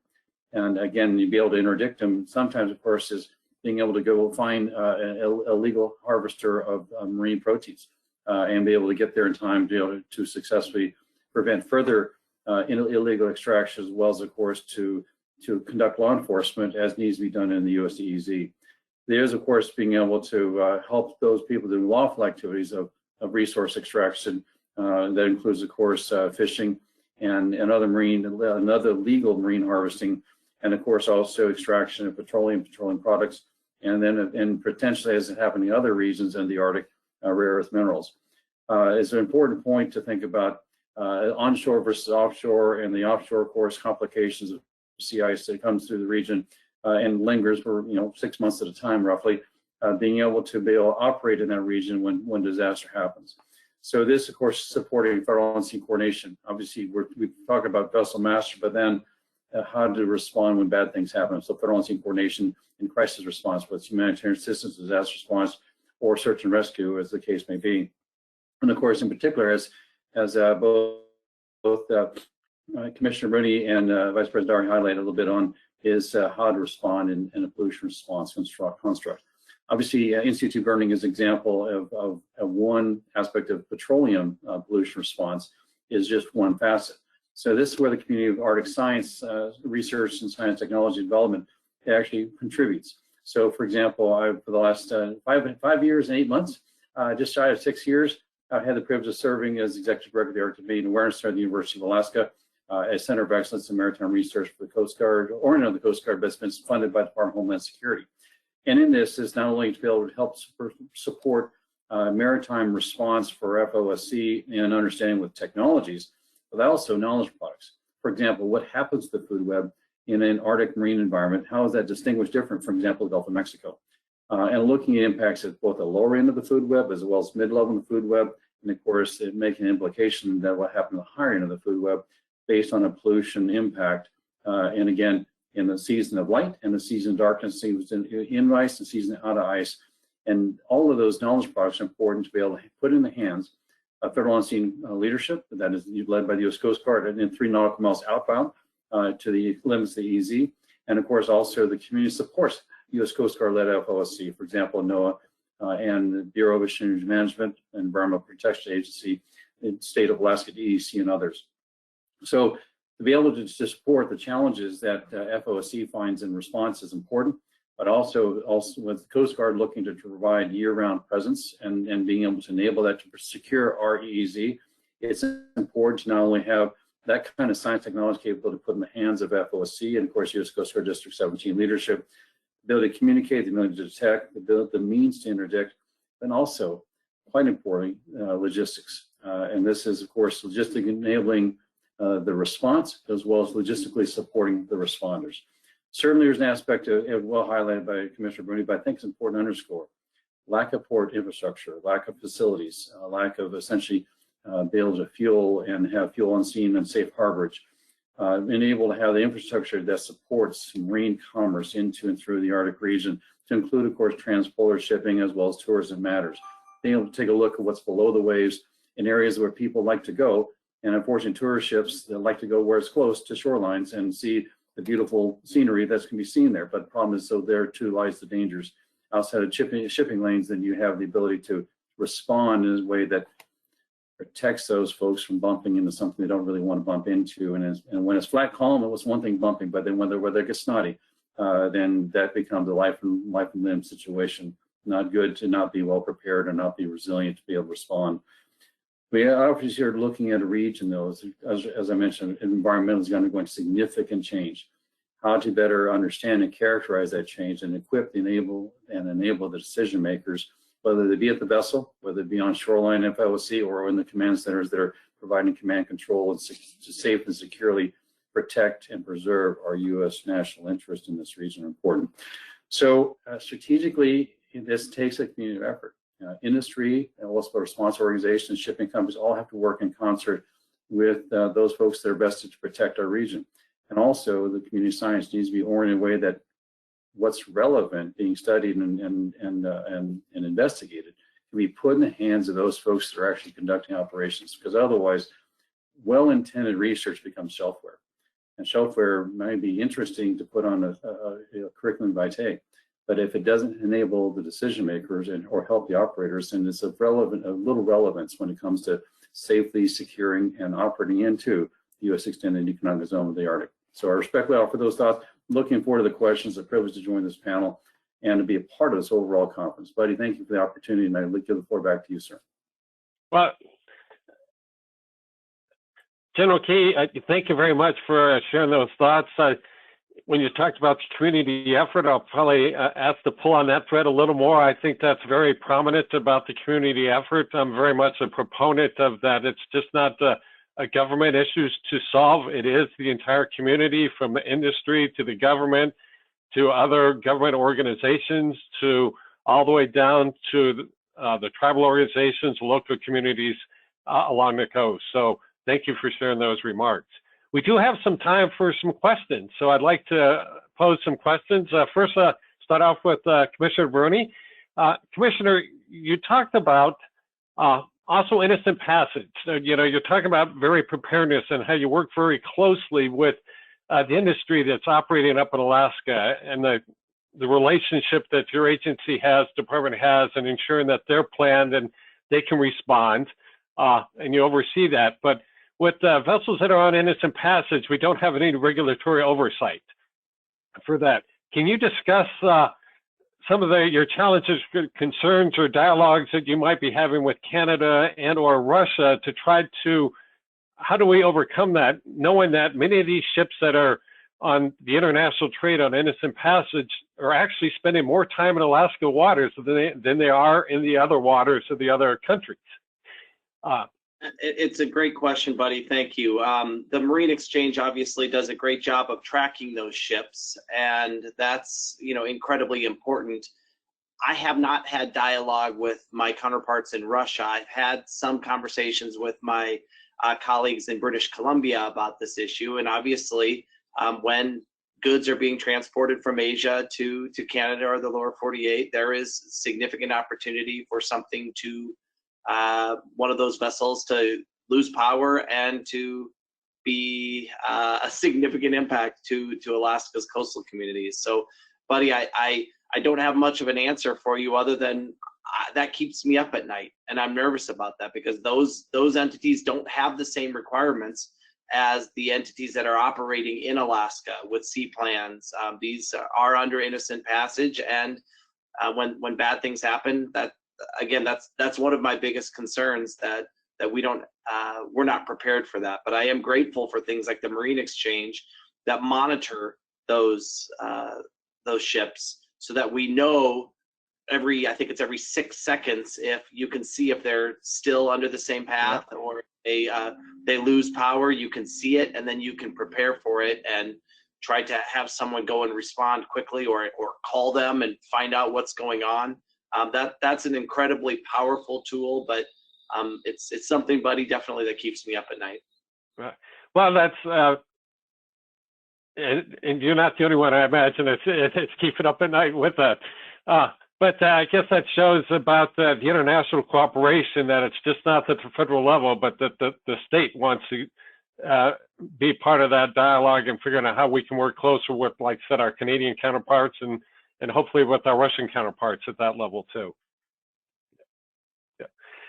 But a question for you regarding when you talk about some of the challenges that you face, a lot of that was that you spoke to was kind of what I would call the hard assets, that there's not enough basically rescue stations, response capabilities, and things like that are out there. But are there some policies or regulatory issues that the industry is facing that is also preventing challenges?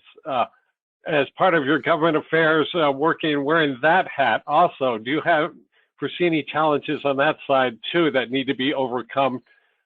Working with, the IMO is building with their polar codes, trying to get industry to work on that. But are there some other challenges or hurdles that you also see on that side of the house? Well, you touched on the one that I think is probably the most prominent and obvious regulatory challenge to operating in the Arctic region, whether it's in the northern sea routes, as I was describing, or in the area covered by the Polar Code, which is, as much a political creation as it is a geographic creation, because there's certainly some parts that you would think are Arctic in nature that are outside the polar code, and the opposite is true too. But in order to comply with the polar code, particularly for a ship that's going to routinely operate there, it requires quite a few additional measures to be taken into account.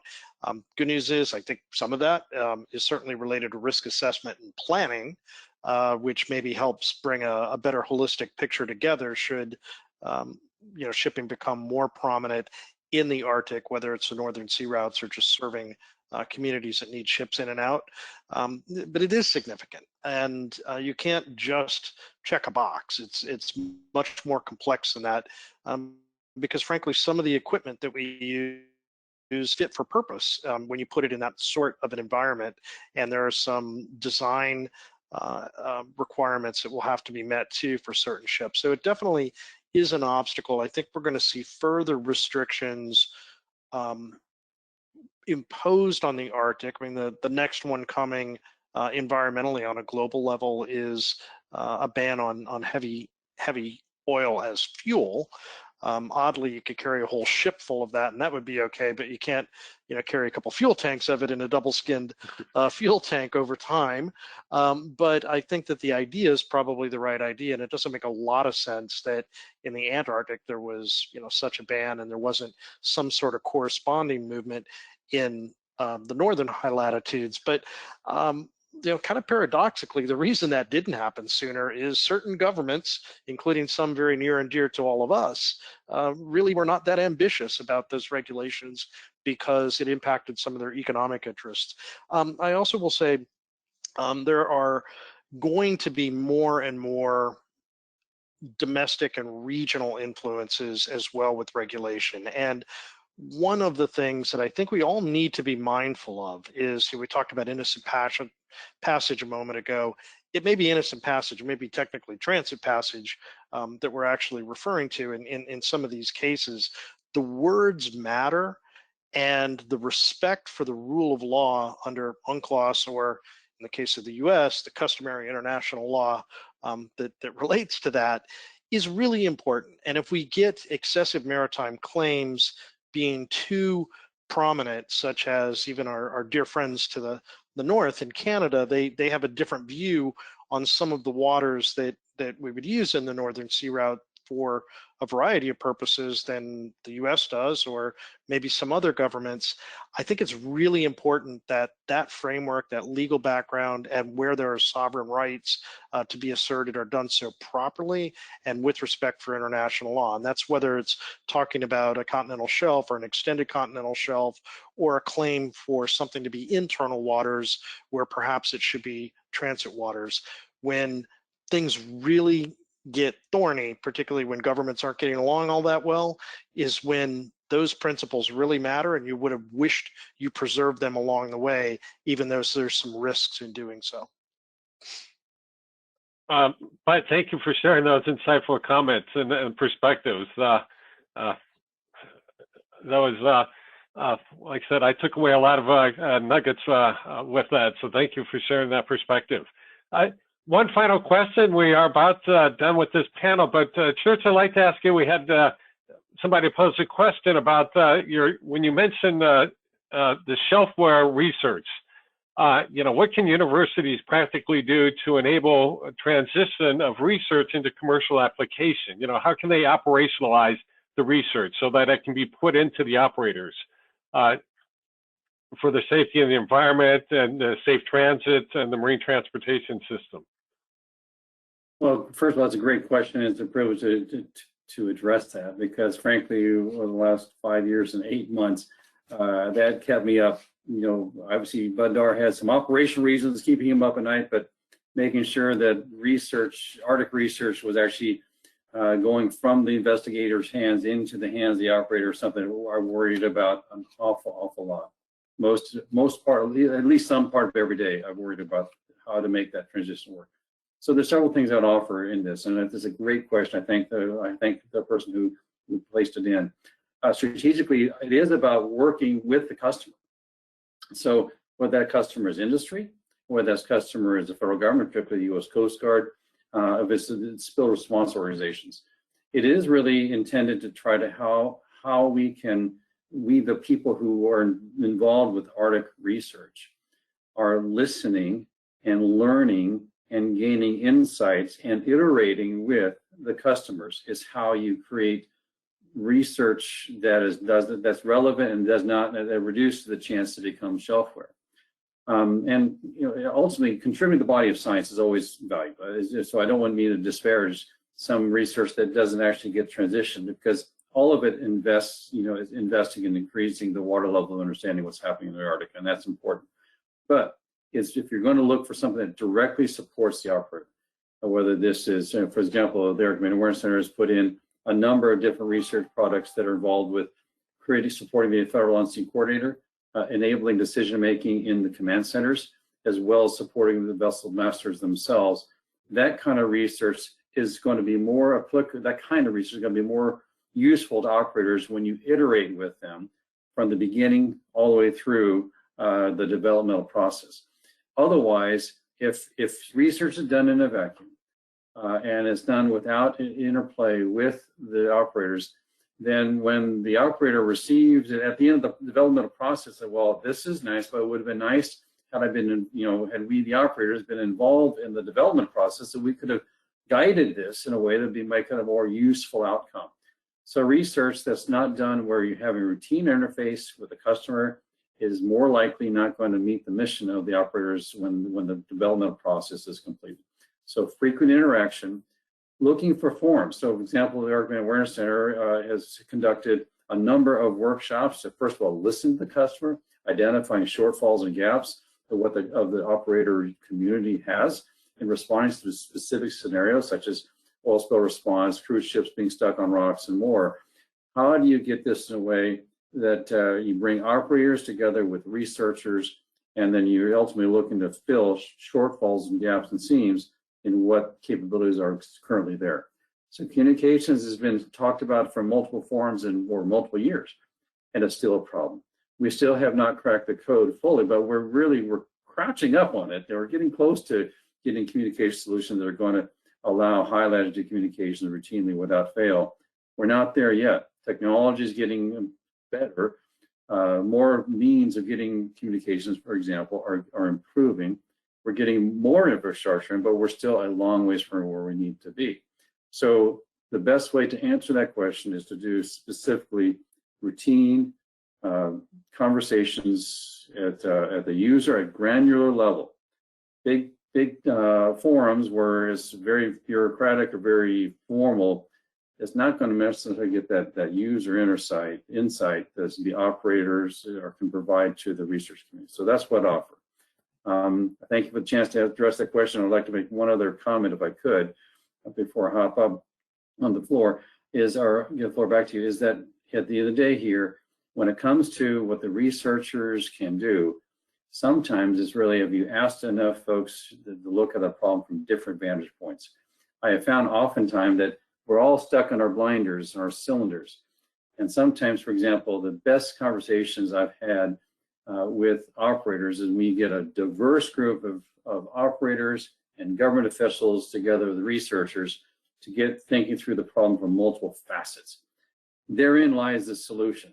It takes a community of thinking brains who are steeped in the problem set to look at the problem set from different vantages. So I offer that, and it's a great partnerships, and essentially the Arctic is a family business for the U.S. Maritime region. Get the family together. Let's think through the problem as family and figure out how do we help those folks that are out there in harm's way. And where the waves are high, now I'm not a boat captain, I'm an airplane driver with bulk of my life, but I know what miserable weather looks like at granular windscreen level. And that's where things, get people really, really clear views of what's needed. Getting those insights where people are willing to share are really, really important. Thanks again for the gift of your time to ask the questions and be a part of this conversation today. Well, Church, I couldn't close it. I mean, that was a great closer on the remarks. It takes a community to solve these challenges. So thank you very much for sharing that. And all gentlemen, Commissioner Brune, Mr. Bud Darr, like I said, General Church Key, I appreciate all of you taking time out of your schedules. I know you're all quite busy to do this, but I'm sorry we kept you up late out there in here, but thank you and everything. But I really appreciate your insights. I took away a lot. So I appreciate that very much. Carlene, I'll pass it to you. I think we do have a little break here. We don't have a little break. We're going to move right into the next panel. I just can't help doing. We are family. Hi. So thank you to Buddy Custard and the Alaska Shadow Network for moderating that panel with excellent speakers. And it's great that we can all collaborate and come forward with solutions. And as Church said, it's about having those dialogues and making those connections and being open to them at the granular level. So thank you very much. We're going to move into our next panel, which is adapting strategies to rapidly evolving U.S. Arctic maritime activities. And moderating this panel is one of our sponsors, Rachel Callander, a managing partner of Callander and Associates. So Rachel, take it away. As Carlene mentioned, my name is Rachel. I'm participating in this webinar from Denino Land here in Anchorage, Alaska, and a managing partner of Callander and Associates, a consulting firm here, excuse me, and director of the Arctic Encounter, which is a nonprofit based in Alaska, and we're thrilled to have worked with many people on this webinar today. But perhaps my most important titles today are Alaskan, mother, and commercial fisherman, and I'm happy to be here to discuss the important work and safeguards that the leaders in Arctic maritime environment and commerce are representing here. We've had great participation from the Coast Guard today, and I have to pay my respects to the Coast Guard. I had the opportunity as a law student to go into the Arctic ice cap on the Healy icebreaker as part of a science mission, and it was a transformative experience for me, and it's really incredible what they're doing in the far north there. But as you know, Senator Murkowski is always saying, and I have to reiterate what she says, we do need more icebreakers, and we need to continue to press Washington to invest in the U.S. Arctic, which is part of the mission from so many on the call today.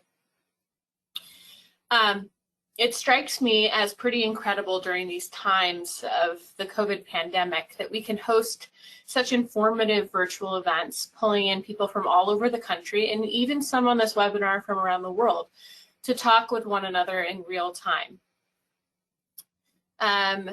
Most notably, you'll hear from shortly Michael Kingston. He is participating from the UK and Ireland, which is close by where I last spent time with him prior to COVID, as he delivered a keynote on northern fisheries at our last Arctic Encounter event in London. I was also scrolling through the list of participants on the line whom are living in and doing very important work in the Arctic every day, including Megan Alvana-Stimple of Nome, Alaska, and many others that I can see on this webinar today. The reason why I wanted to point this out is that there really is a unique spider web of collaboration and relationships in this Arctic space, in which people are working together to bring their skills and unique perspectives to push for stronger policies and a sustainable and safe future for the region. And that continues to be very inspiring to me personally, because as we know, the Arctic is the most rapidly changing region on the planet. We know that fish stocks are moving north due to climate change. Subsistence for the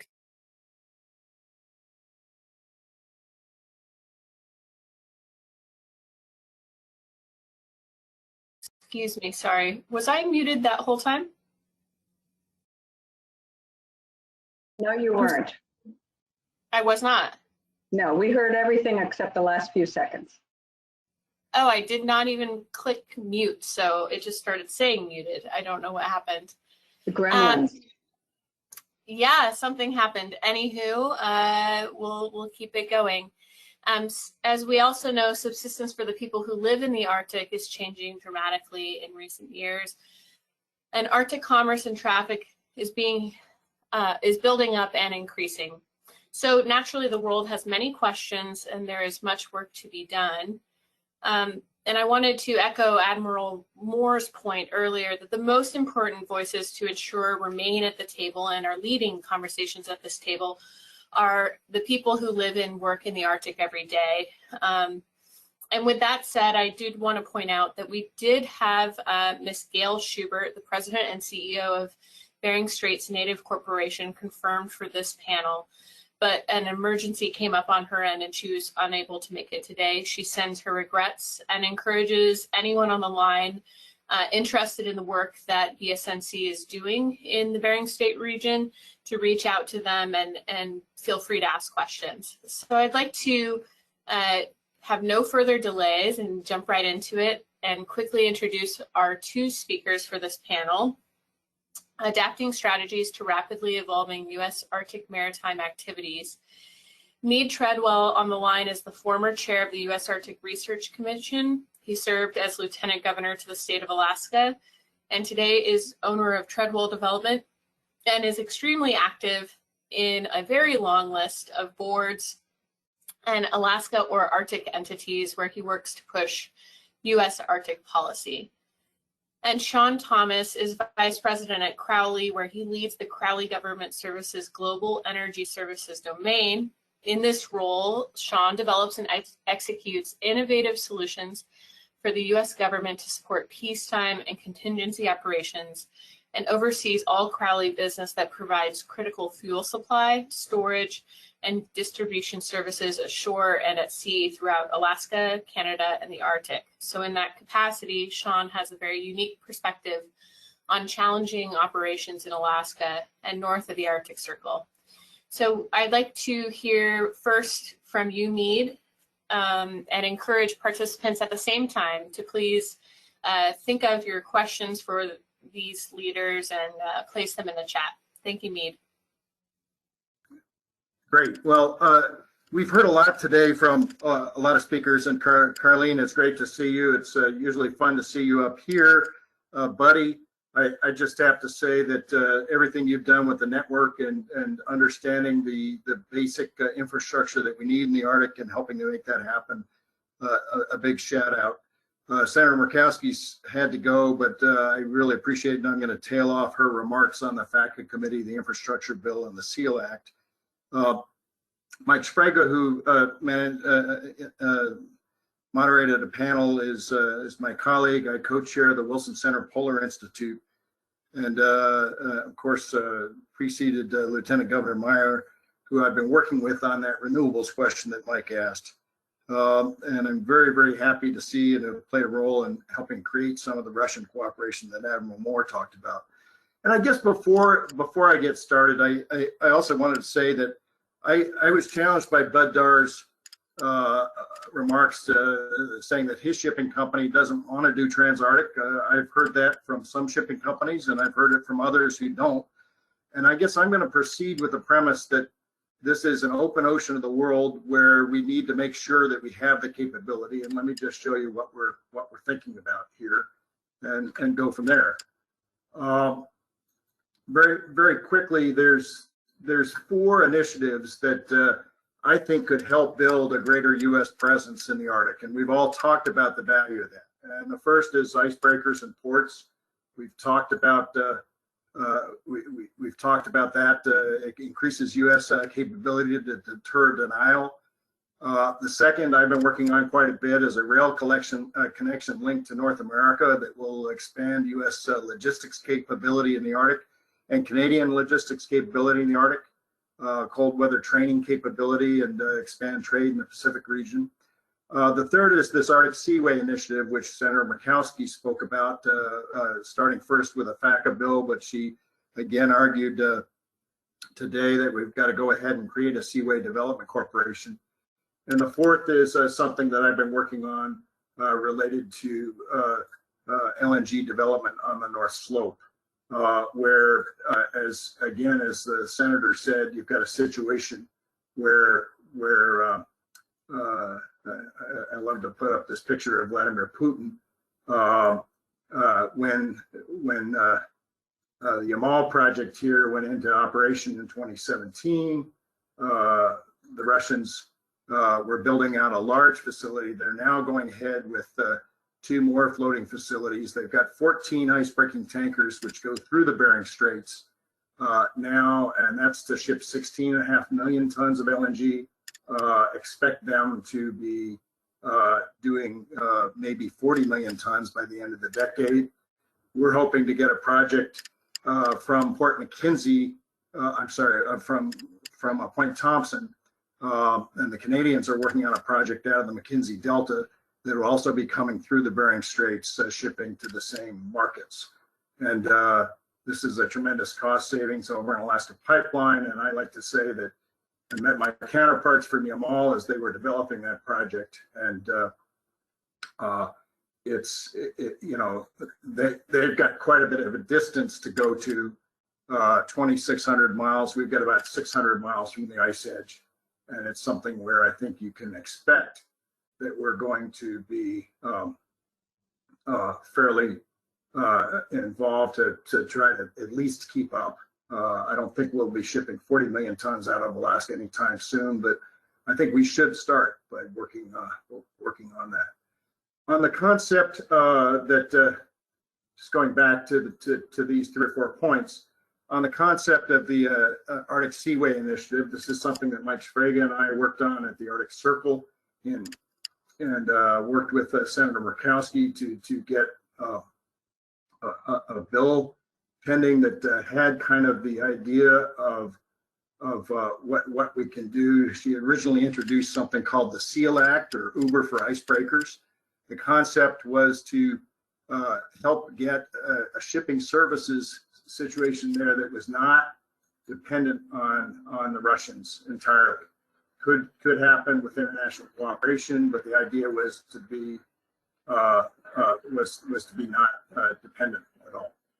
And that FACA advisory committee will involve people from the maritime industry, people from the Alaska coastline, Alaska natives, and I kind of look at it as what does it take to get a business plan for a new ocean? And the big question is, can we work together to establish safe, secure, reliable seaways in the north? Can we have a League of Arctic Ports that work together for the new and shorter shipping routes? And how do we pay for sustainable Arctic shipping infrastructure?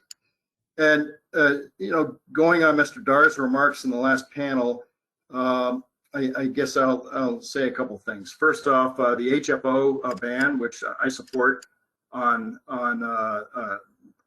propulsion of ships in the Arctic, got perfectly clean LNG. We've got other fuels coming along. We should be doing our best to reduce black carbon in the Arctic. And I've worked myself as a state representative on the Arctic Council many times to bring this to the forefront. Was happy that it got strong support in the last administration and in this administration, and I would say in the administration, two administrations before that.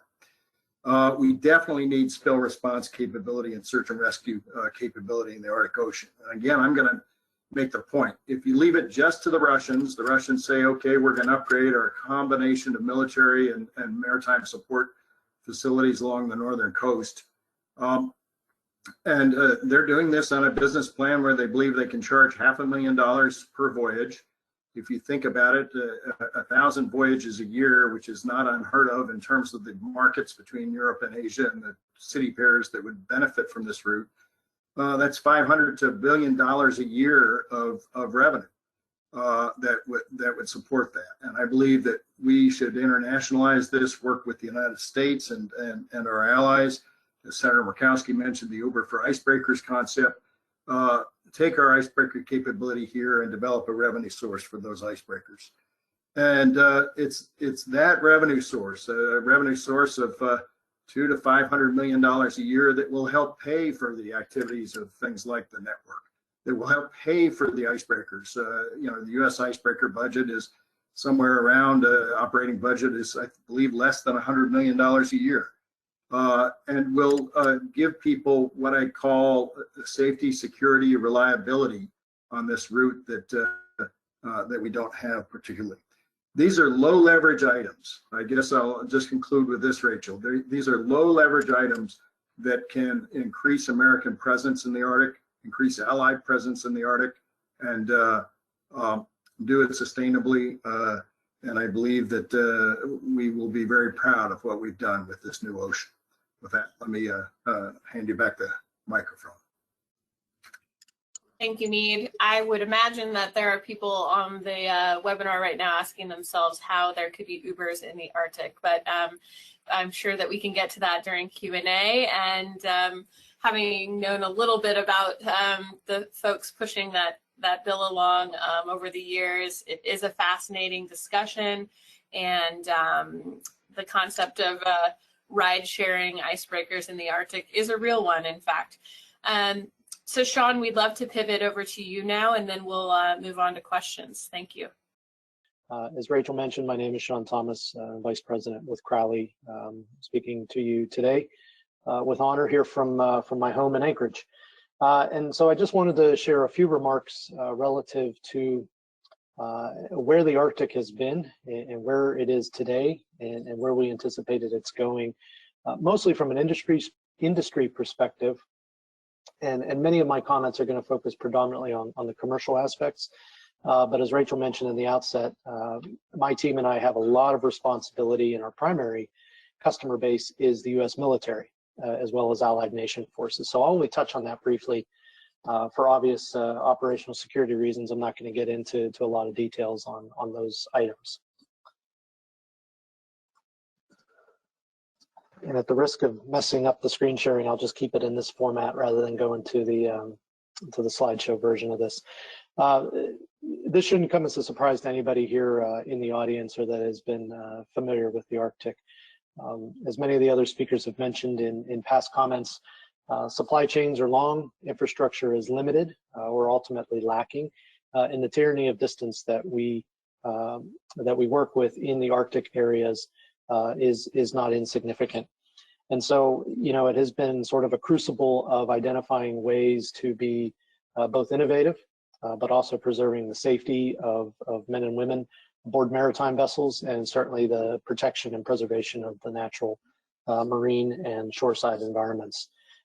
Those all go hand in glove in operating in the Arctic, and is becoming increasingly more important as the Arctic opens, as the seaways melt and provide open water passage for longer periods of the annual year. In most instances, it doesn't look like this anymore. These are a blast from the past. The company that I'm honored to represent, Crowley, has been a pioneer in the Arctic since the early 50s in the construction of the distant early warning sites, the dew line that spans the northern coasts of Alaska going into Canada, and some of those, as well as much as the commercial infrastructure that resides now in the North Slope of Alaska, supporting the oil and gas industry. What you see here is just some photographs from the archives about how Arctic sea lifts were conducted in decades past. And while ice still can present challenges, it certainly has presented a challenge to us this year, going to Canada to resupply both dry goods and fuel over the shore to the dew line sites in Canada. Our tankers going over the top of Alaska were held up for weeks this year because of persistent ice within the transiting path. And so while that's costly and that's inefficient, it was a necessary exercise to remain stationary to preserve the safety of the vessel, the crew, and obviously the environment, operating in remote and austere locations such as icebound waters. But once the ice gets out of the way, or icebreaking services predominantly provided in Canada as a commercial icebreaking service, less so in the US, or ice class shipping becomes more and more prevalent in these waters, there's quite a bit of efficiencies that can be taken advantage of, Mead referred to, in closing the supply chain distances from point A to point B. And with the opening of the Arctic for longer periods of time, it creates more opportunities for sea lifts, whether it's by ocean-going vessel, tanker, cargo ship, ro-ro, cargo, or barges that can go shallow draft and into near coastal locations. It creates more opportunities for those assets to distribute services and products that are needed by the communities and governments of the Arctic region.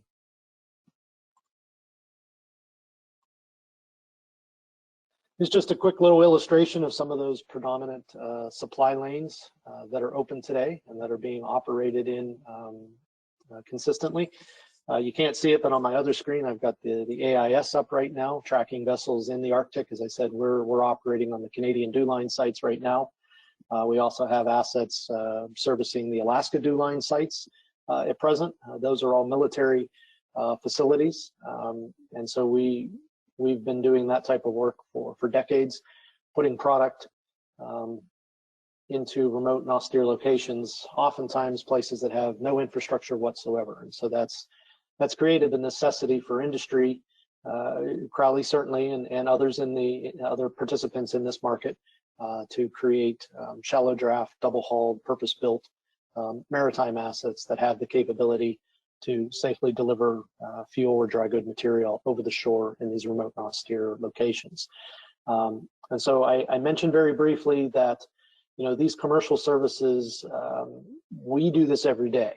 I often, in briefs that I have with the military, there's a lot of discussion around these types of capabilities that Crowley and others have in the Arctic to be modified only slightly and then utilized to support the men and women in uniform, protecting our freedoms around the globe. And it's always an ironic conversation and somewhat humorous conversation for me, is that when we show them these types of capabilities, and this quick video that I'll show you here in a moment, for us it's Tuesday. We do this every day of the week. It's truly a game changer sustainment and logistics capability that industry can provide, utilizing some of the best practices developed in the Arctic and then deploying them elsewhere around the world to support military operations. And so specifically there, you know, as I said, it's Tuesday when we do over the shore evolutions. But there was one evolution here that was a new innovation, first time it was ever done with a large marine asset, in this case, a line haul barge, capable of, distributing nearly 3 million gallons of fuel over the shore, was distributed to a remote location out at the end of the Aleutian chain that serves a classified mission for the U.S. military. This was the first time one of those large barges was able to be used in a shallow draft environment over the shore. So I'll go ahead and play this, and I do hope that it works.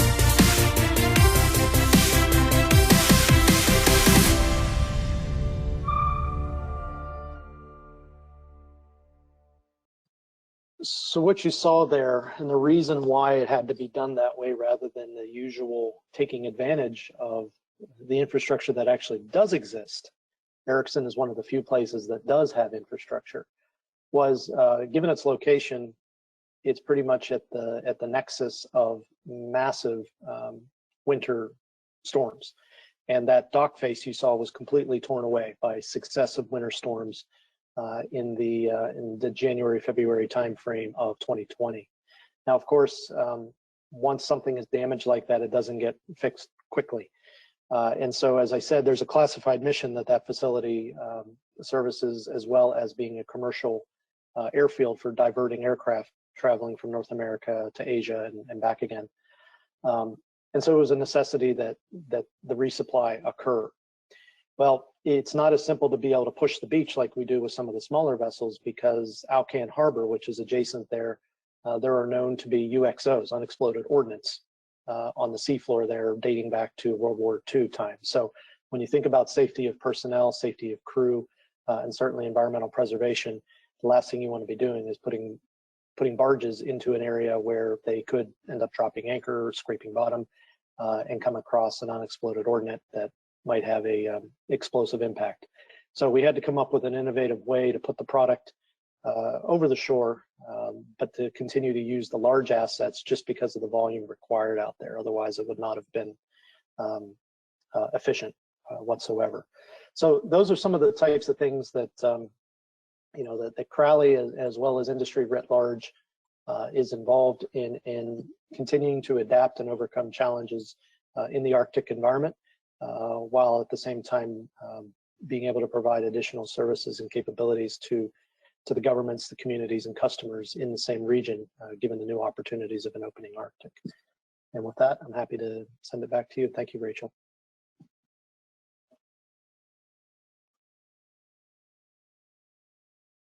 Thank you, Sean. Is it possible? Okay, great. I'm going to kick us off with one question and then move through the audience questions. I'll throw this at you, Sean and Mead.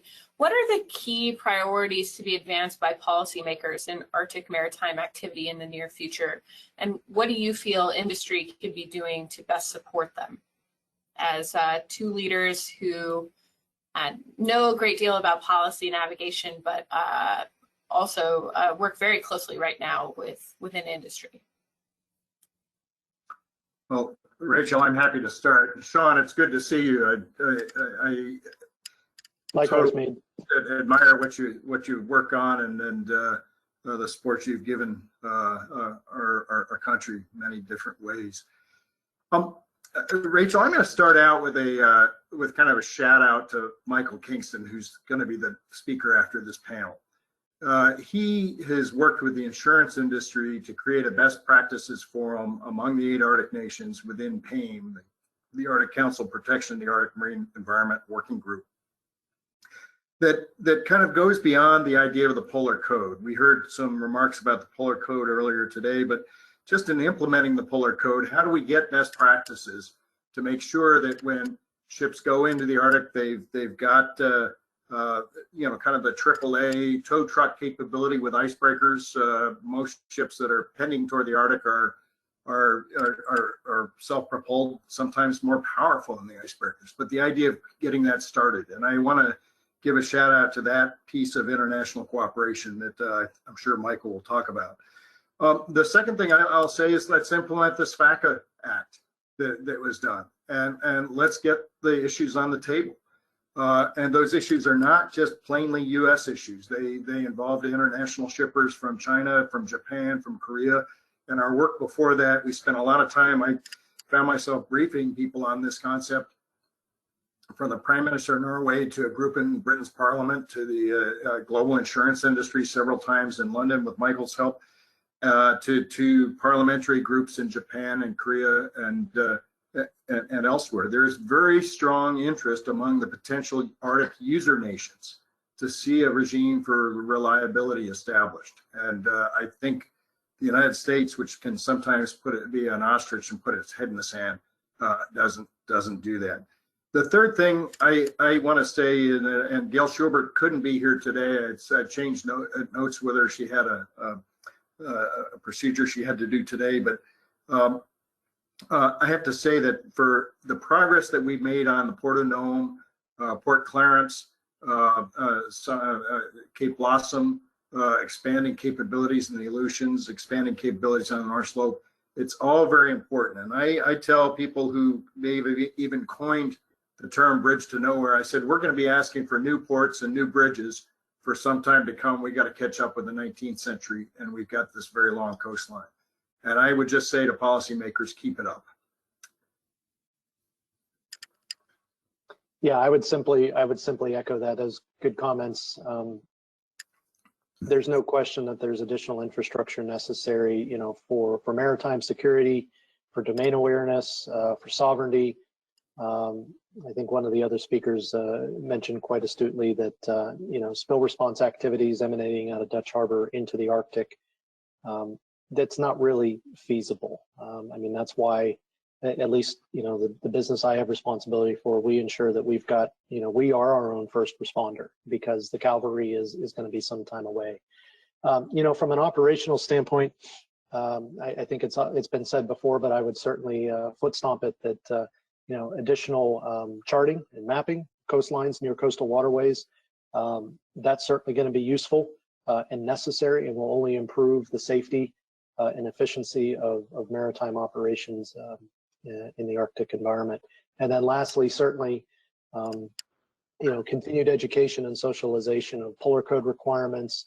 As I mentioned earlier this summer, we put tankers over the top of the North Slope, and I can tell you there was a lot of confusion and consternation between charterers and owners and operators on what IMO and polar code requirements were and what they actually meant in the practical sense when the vessel was in the water and ready to transit through those areas. So no shortage of opportunities for us collectively to continue to improve.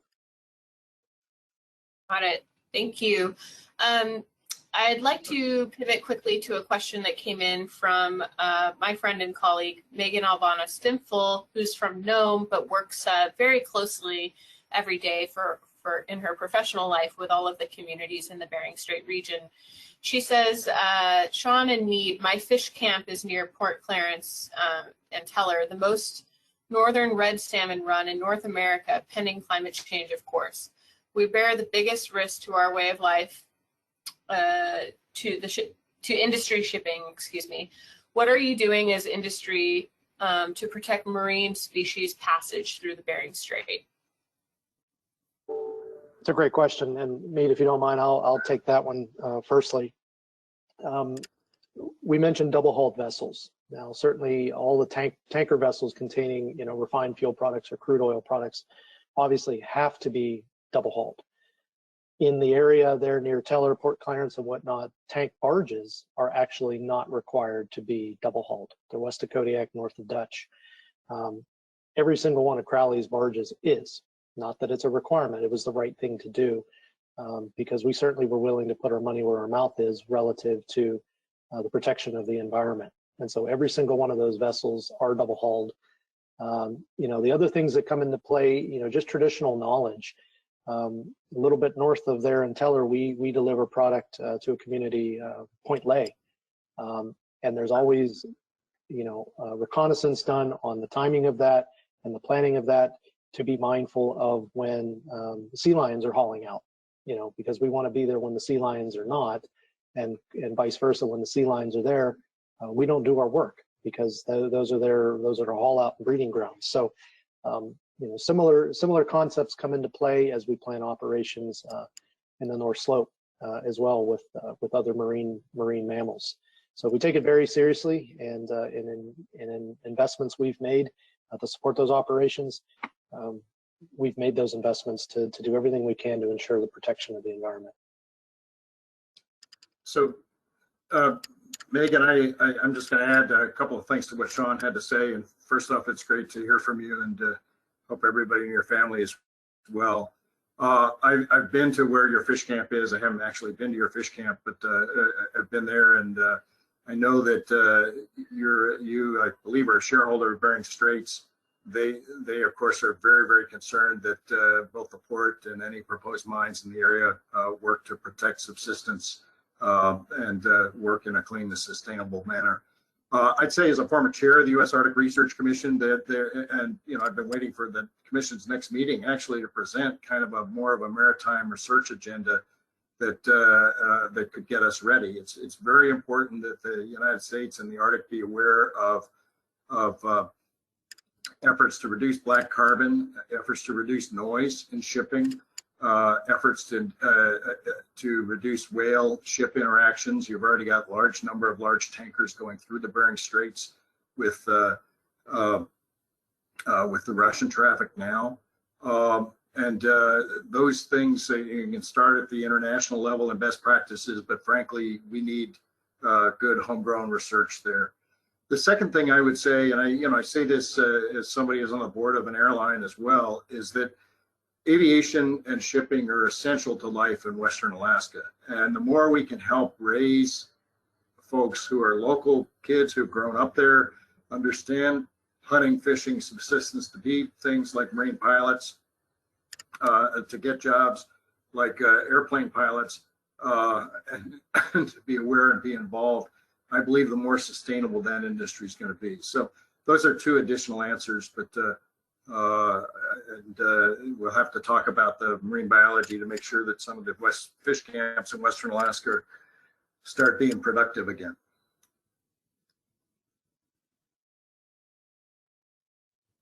Thanks, Mead. Noting that we are talking a little bit about development, and I know you were just talking a little bit about human capital or human development. Mads Fredrickson has asked the question, what is the greatest challenge to sustainable Arctic economic development?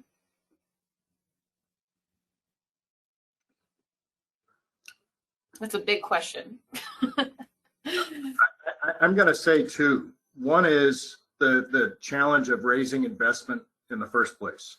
We do not, those of us who live in the Arctic, and there's about 4 million of us when you include all of Arctic residents north of the Arctic Circle, but those of us who live in the Arctic region, we do not have enough money stuffed in our mattresses to meet the investment needs for infrastructure, for telecommunications, for the presence that we've talked about. So we have to understand that it's very, very important for us to have government, have society that understands it needs to attract investment.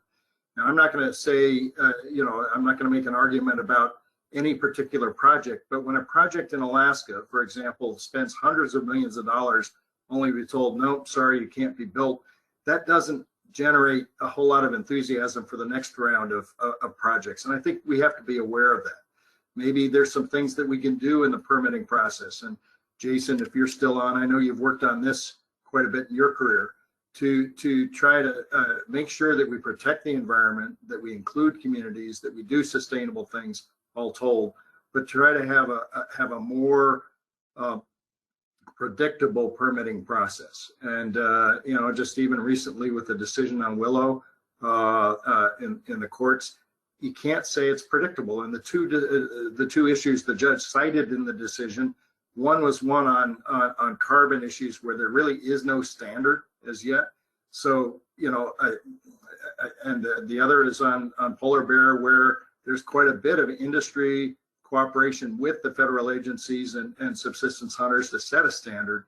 And, I just think that we need to continue and redouble our efforts to make permitting at least predictable. And if the answer is no, fine, the answer is no. But when when you need to attract hundreds of millions of dollars of risk capital, you need to have some predictability in the process. Yeah, I would agree with predictability, but I would also say to Matt's question, from a private industry perspective, when you're going to invest capital, those capital dollars, the projects compete for those capital dollars. And so there has to be predictability, there has to be expectation of fair and reasonable return once investments are made. And sometimes just given, the smaller population, the tyranny of distance, all of the various challenges that go into the Arctic, many times those challenges are more than the opportunity that can be presented by making an investment. So I think those are some of the challenges to sustainable economic growth within the Arctic region. Got it. Thanks, Sean. We've got a couple of questions that have come in that go back to Mead's points about permitting and predictability, but I want to really quick ask Rear Admiral Moore of the Coast Guard to unmute, as he sent me a message that he has a quick comment on port access routing, excuse me. And I think we'd all appreciate hearing that. Admiral, if you'd like to go off of mute and share. Yeah, thanks very much for letting me come back in here for a second. I know there's been some conversation here this morning about access and safe navigation in the Arctic and things relating to the Polar Code. I wanted to mention real quick that the Coast Guard is involved in a port access route study for the Arctic, and this is the same process we used in the Bering Strait a few years ago, where we actually received input, provided a recommendation, worked through IMO, and have now an approved transit route through the Bering Strait, where you have a westbound northern route that runs through Russian territorial seas, and you have a eastern southern route that runs east of the Diomedes through Alaskan waters, through the U.S. territorial waters. So that was negotiated through a port access routing study that was initiated. We're doing the same thing right now for the Alaska Arctic coast. So that would be all the way from the Bering Strait to the Canadian border. And so, through public meetings, through balancing industry input, how far off should we have a traffic lane off of the Alaskan coast? I mean, close enough to shave off miles of transit for industry, or far enough to give us time to respond to an incident before something washes ashore? The Coast Guard needs public comment on that. And just last week, we got excellent input from the American waterway operators. That's the kind of stuff that we need so that we can go to IMO with a robust package of what the transit routes in the U.S. Arctic, the Alaskan Arctic coast, should look like. So the Federal Register docket is open for submitting comments right now. So anybody that's on this webinar, anybody who's interested, can log in. We're going to keep it open. We're going to have that Federal Registry open for comment through the end of this month, and I'll bet you we're going to extend it beyond that even, because we really want to get enough information to propose a reasonable transit system on the Alaskan Arctic coast. Thanks very much.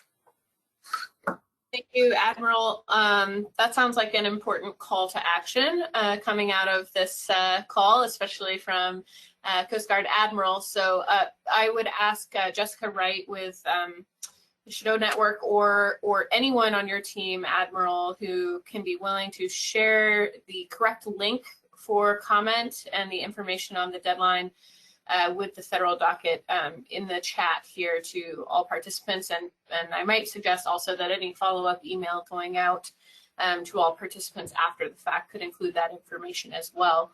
Thank you so much for that.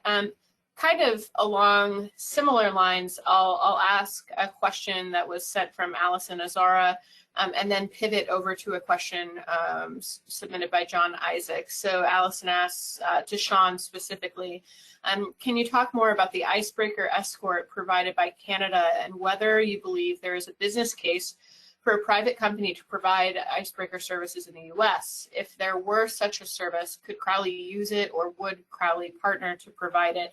And I can already anticipate that Mead might piggyback on that with the business case with the SEAL Act moving in Congress. Thank you.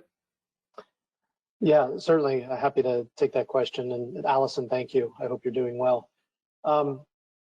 The icebreaking as a commercial service, if you will, is, as I said, more predominant provided by the Canadian Coast Guard. They certainly have far more icebreaking assets than the U.S. does. And so, yeah, I think there's an opportunity for that to be a commercial service. I do know some Canadian operators that have looked at that as a potential business case. I don't know that it could be viable and helpful in Alaska in certain regards. I just don't know that that there's enough transiting traffic in that region going to the North Slope of Alaska that it would make business sense. And then, at the same time, I can tell you my personal view is that there's a varying public perception of icebreaking. In Canada, it's common. The icebreaking that the Canadian Coast Guard will provide for commercial marine traffic, it's common, it's acceptable. At least speaking from Crowley's perspective, we've always tried to shy away from that, because following an icebreaker, at least here, implies that there's a problem, implies that we're more in a search and rescue situation, and that's not the situation that we want to be in.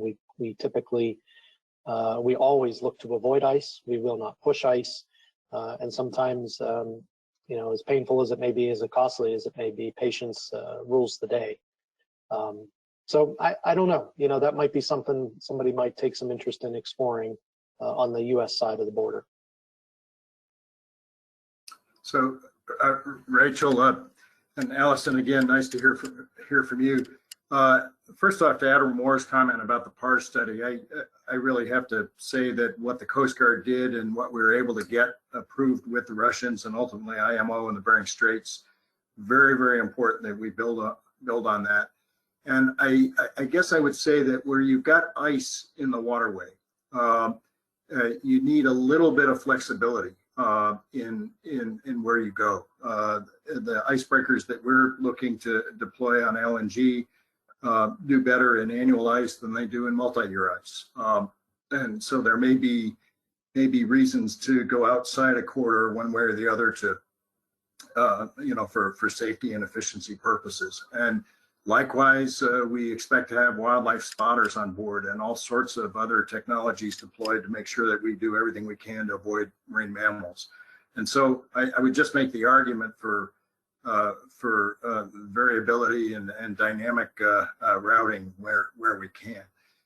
To the point, to Allison, to your point on commercial icebreakers, I guess I would say this: if we end up having 3 to 5 self-propelled ice-breaking LNG tankers for the first round with Qilak,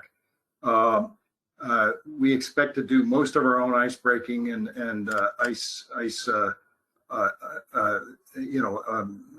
efforts around the dock with our own icebreakers. But those icebreakers, at least the ones that are working the area near Point Thompson, may be available to assist on something else. So there may be an opportunity where you have an anchor customer for something like that. You and I have talked about Trans-Arctic quite a bit before, and I guess I would make the argument, I think that we need to understand what kind of minimum cost, if the Arctic were an isthmus instead of an ocean, and we were talking about building a canal, we'd have our economics knowing, okay, what do we need to get a reliable waterway? And I think that's what we have to understand over the next 10 to 20 years. What is the general cost of having a reliable waterway, and is there traffic to back it up? I've seen one study done by the Russians presented at the Arctic Economic Council that says there is. If you look at 18,000 ships using the Suez Canal, and the analysis that maybe 10% of them, 1,800 ships paying $500,000 a year, is $900 million a year, and that can support a lot of marine safety capability that we don't have in the Arctic today. So I think we've got to kind of look at a goal and build a business plan and see if that business plan is viable with people who would use it. And if it's not, then we won't do it. Got it. Thanks, Mead. We are actually out of time, but I'll let you take a stab at a one-word answer. Could be a two-word answer. Just to cross off the question that I promised that we'd get to, John Isaacs asked, what should the Corps of Engineers in the state of Alaska prioritize as specific projects to support safe and sufficient marine shipping in the Arctic? So if you want to say ports, that's ports, but I am going to limit you to a couple of words because we don't want to run into Michael Kingston's time, as we know he's in Europe and on a different time zone. Sean, you're first. Can I say 3 words? Sure. Deep draft port. Got it. And Rachel, I would say the Nome Port Clarence complex. We have natural deep water and some things going in at Port Clarence now in terms of anchors that are available. We have a viable project in Nome, which is rather expensive as far as dredging is concerned. But I think the Corps has to get past the idea that you don't do new ports and that you do only extend old ports. And we've got to look at that method of funding. Okay. Mead, you broke the rule. That was several sentences, but I called you out on it, so I think all is fair. All right. Well, that wraps up our panel, and thank you so much, Sean and Mead. I'm happy that we got to get into some more airtime with your expertise specifically, despite the fact that we very much missed Gail Schubert's participation. Please remember to check out the Bering Straits Regional Corporation's website to learn more about what they're doing in their region, and reach out to the organizers if you have follow-up questions. I'll pivot over to Carleen and Michael. Thanks. Well, thank you to Rachel and Sean and Mead. And Mead, it's no surprise that you're always pushing the envelope. But thank you to all for that overview. Well, I'm trying to find the most suitable way to intro our next speaker. Do I say he's the sweeper for this event, whether it's rugby or soccer, not American football, but soccer? But he's going to be giving us our final keynote, and we are delighted to welcome Michael Kingston, who's the managing director of Michael Kingston Associates. He's also an IMO consultant. So Michael will have to try to arrange coffee at 4 Albert Embankment in London someday, as well as a special advisor to, I think it's PAME or PAMI, based in London and County Cork, and I'd love to know what your commutation looks like. Michael's an Irish lawyer who comes from a long family history of fishing and merchant seafaring, and he was the 2014-2015 Lloyd's List Global Maritime Lawyer of the Year. And I have to say, Michael, I was there for that presentation, and I remember you, so congratulations for your contributions to safety of life at sea, particularly in the polar regions, in relation to risk and regulation as the Polar Code was being finalized. Michael also represented the IUMI, the International Union of Marine Insurance, on the IMO's World Delegation Correspondence Group in the final stages of the development of the ICE regime that guides limitation for operations in ICE, following his earlier work on Specialist Insurers Lloyd's of London's Arctic Report. He also worked with the U.S. government during their Arctic Council chairmanship, and in July 2015 received the U.S. Coast Guard Challenge Coin. Yes, Michael, I too collect coins, so congratulations on receiving yours, for your efforts to promote maritime safety by raising awareness about the IMO Polar Code. And then in Stockholm in February of 2016, it couldn't have been the summertime, Michael, could it? It was in Stockholm in February. Michael presented to the Arctic Council's Protection of the Arctic Marine Environment Working Group, called PAIN, on the need for best practices information forum to achieve universal understanding for navigational inputs in Arctic operations. Michael continues as a key member of PAIN's forum's organizing team as a special advisor to PAIN, working closely with the United States, and currently involved in organizing the 5th forum. So Michael, we're waiting with bated breath to hear what you have to say about how we move forward in the Arctic. Thank you very much. Thank you very much, Carleen, for that. I'm dizzy after that introduction. I didn't recognize myself, but thank you for those kind words. And good evening from County Cork in Ireland to all who are participating in today's seminar. And can I first say what an honor it is to be asked to speak here today at this very important seminar organized with such diligence and foresight in our new virtual world by the Alaska Chadux Network and the North American Marine Environment Protection Association. And a sincere thank you to Buddy Custer, Jim Butler, and Rachel Callender for engaging with me and inviting me, and to Jessica Wright for her kind assistance. Given the caliber of the speakers that have gone before me today, many of whom I know, having worked with them on various issues, it indeed is truly an honor to be asked to reflect on the challenges and opportunities and the work of the United States in the context of international conventions and initiatives to meet those challenges and opportunities. And I suppose it is helpful that someone who is an independent observer, having worked extensively on polar issues, can comment from the outside. And indeed, I'm sufficiently far away here in Ireland not to have my passport removed or be detained by Lieutenant Governor Meyer for anything I might say. However, you have nothing to fear, as I have nothing bad to say, only deep admiration for the work that has been done by everyone at this seminar and further afield in the United States. And I would like to highlight something very positive, and that is the unseen enormity of work that is carried out quietly by the United States on diplomatic missions through state delegations and others.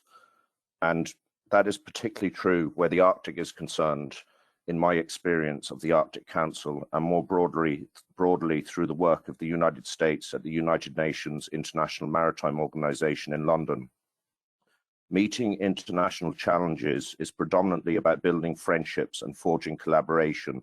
It is about attending meetings and official forums and influencing the agenda with the ethical values that epitomize the founding principles of your great nation, including the protection of the people of the Arctic and the environment. It's also about unshackling industry by involving them in the process so that they can lead best practice and prosper, creating a behavioral atmosphere that pervades all operations in shipping and otherwise, so that safety and the protection of the environment and the people of the Arctic are at the forefront of the agenda. That way, challenges can be met and opportunities explored in the right way. It's also about political leadership too, to push the agenda domestically, to ensure those principles are at the top of the agenda so that they are pursued internationally with sufficient resources. And I can honestly say in my work that the leadership that has been shown by the United States has been magnificent, and nowhere has that been more evident than in Alaska. I've had the honor of meeting Senator Murkowski on a number of occasions, and she is a lady that leads with great principle on behalf of all Alaskans, promoting the indigenous community's interests and those of all Alaskans, and more broadly, the principles of the interests of people, particularly women, across the United States and further afield. Senator Dan Sullivan, Mead, Treadwell, industry participants such as Jim Butler, the fishing champion Rachel Callender, Buddy Costard, institutions such as the University of Alaska, the Arctic Research Foundation, the Wilson Center, the Institute of the North Pacific Environment, the United States Coast Guard, NOAA, the Alaskan indigenous organizations, and the partners of this seminar. The list goes on, and many have contributed today, demonstrating leadership on Arctic challenges and helping to provide solutions and highlight opportunities. This is the silent work that makes such a contribution to the world that we live in, that helps influence the agenda to make it better, working with other nations in a collaborative, constructive, and skillful way to ensure we meet the challenges that we face, which are many. The challenges of the Arctic and the opportunities have been well highlighted today. I'm going to focus briefly on some of the work that I have been involved in to show how, with the help of the United States and Alaska, we are striving to meet some of those challenges. I have a legal background working on maritime regulatory issues in the London insurance industry, particularly on the implementation of the Polar Code for shipping, and now the efforts to have the 2012 Cape Town Agreement for the safety of fishing vessels ratified. And as noted, I work as a special advisor with the Arctic Council's Protection of the Arctic Marine Environment Working Group, known as PAME, and as an advisor on the organizing committee of the Arctic Shipping Best Practice Information Forum, and as a consultant on polar issues and fishing vessel safety with the International Maritime Organization, helping them lead a new PAME project with Iceland and Spain with the support of the United States on raising awareness in the Arctic Council of the Cape Town Agreement.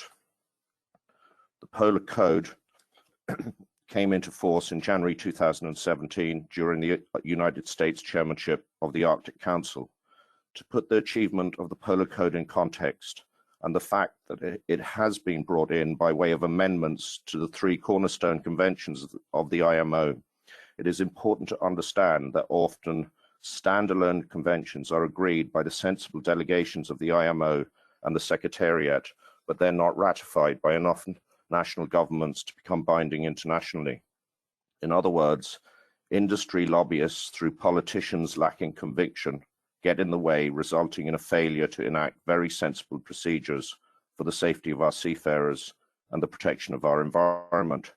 Some conventions, such as the Torremolinos Convention for Fishing Boat Safety, have been on government shelves since 1977, which is why we are working so hard at present to get the latest iteration of that convention, the 2012 Cape Town Agreement for the Safety of Fishing Vessels, over the line.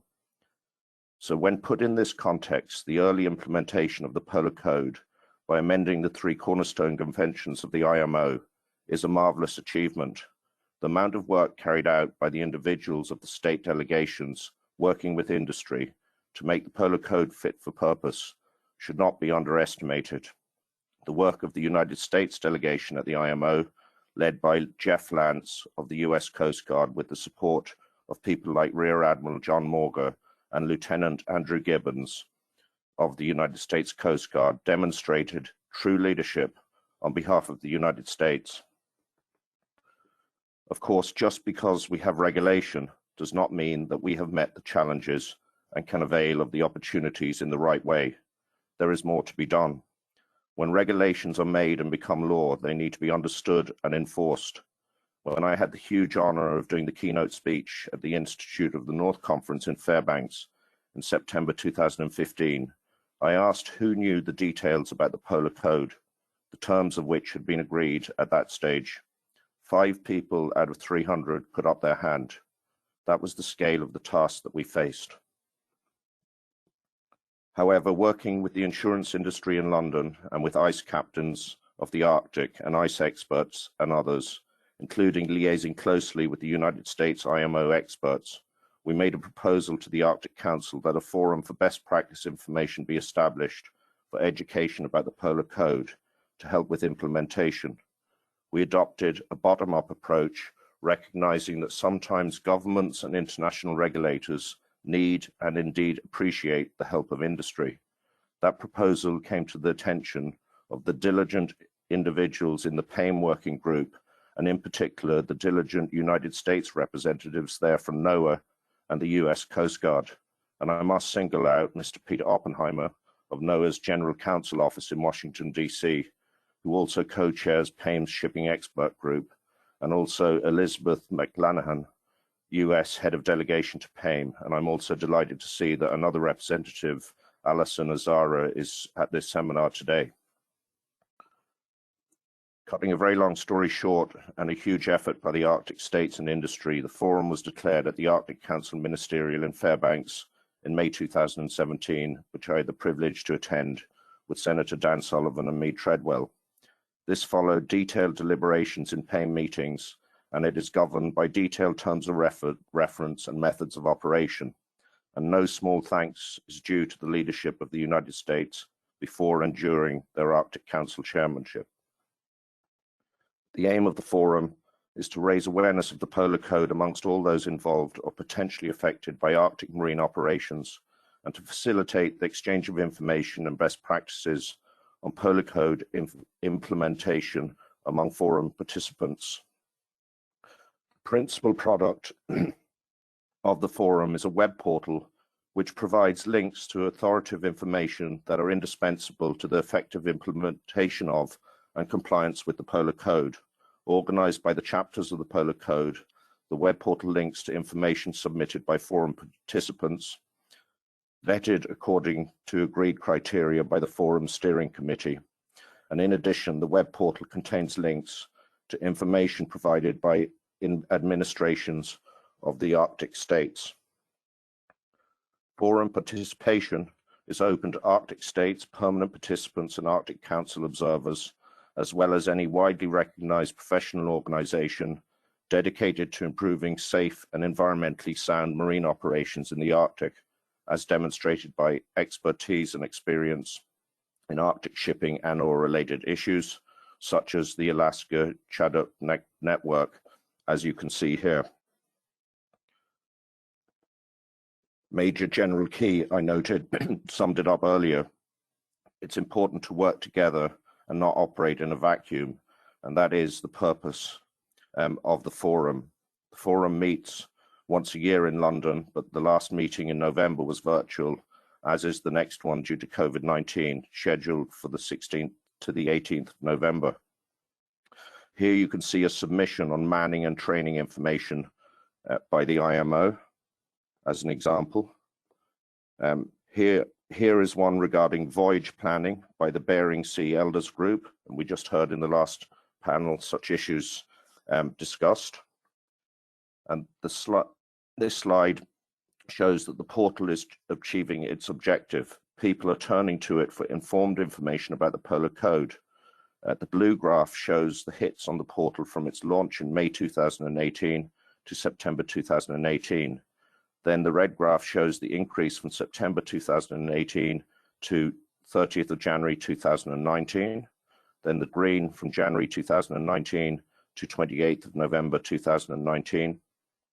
And the last one from the 28th of November 2019 to the last forum in November 2020.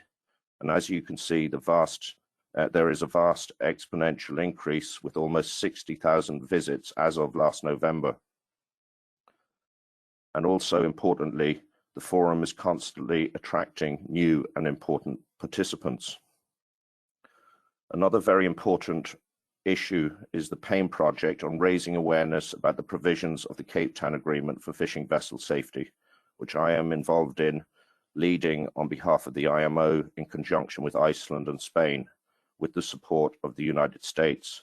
The project was approved at the Arctic Council Ministerial in Reykjavik last May. Of course, the benefits of implementing the Cape Town Agreement are many, and I don't have time to go into them today, but they can be seen on this slide, which will be available afterwards. And of course, nowhere is this more important than in Alaska. The amount of fishing vessel activity in the Arctic is substantial, as we know from the important statistics of PAIM's Arctic Shipping Traffic Database, which is also a project itself that has been led by the United States to collect, with all other Arctic states, important statistics on vessel traffic in the Arctic.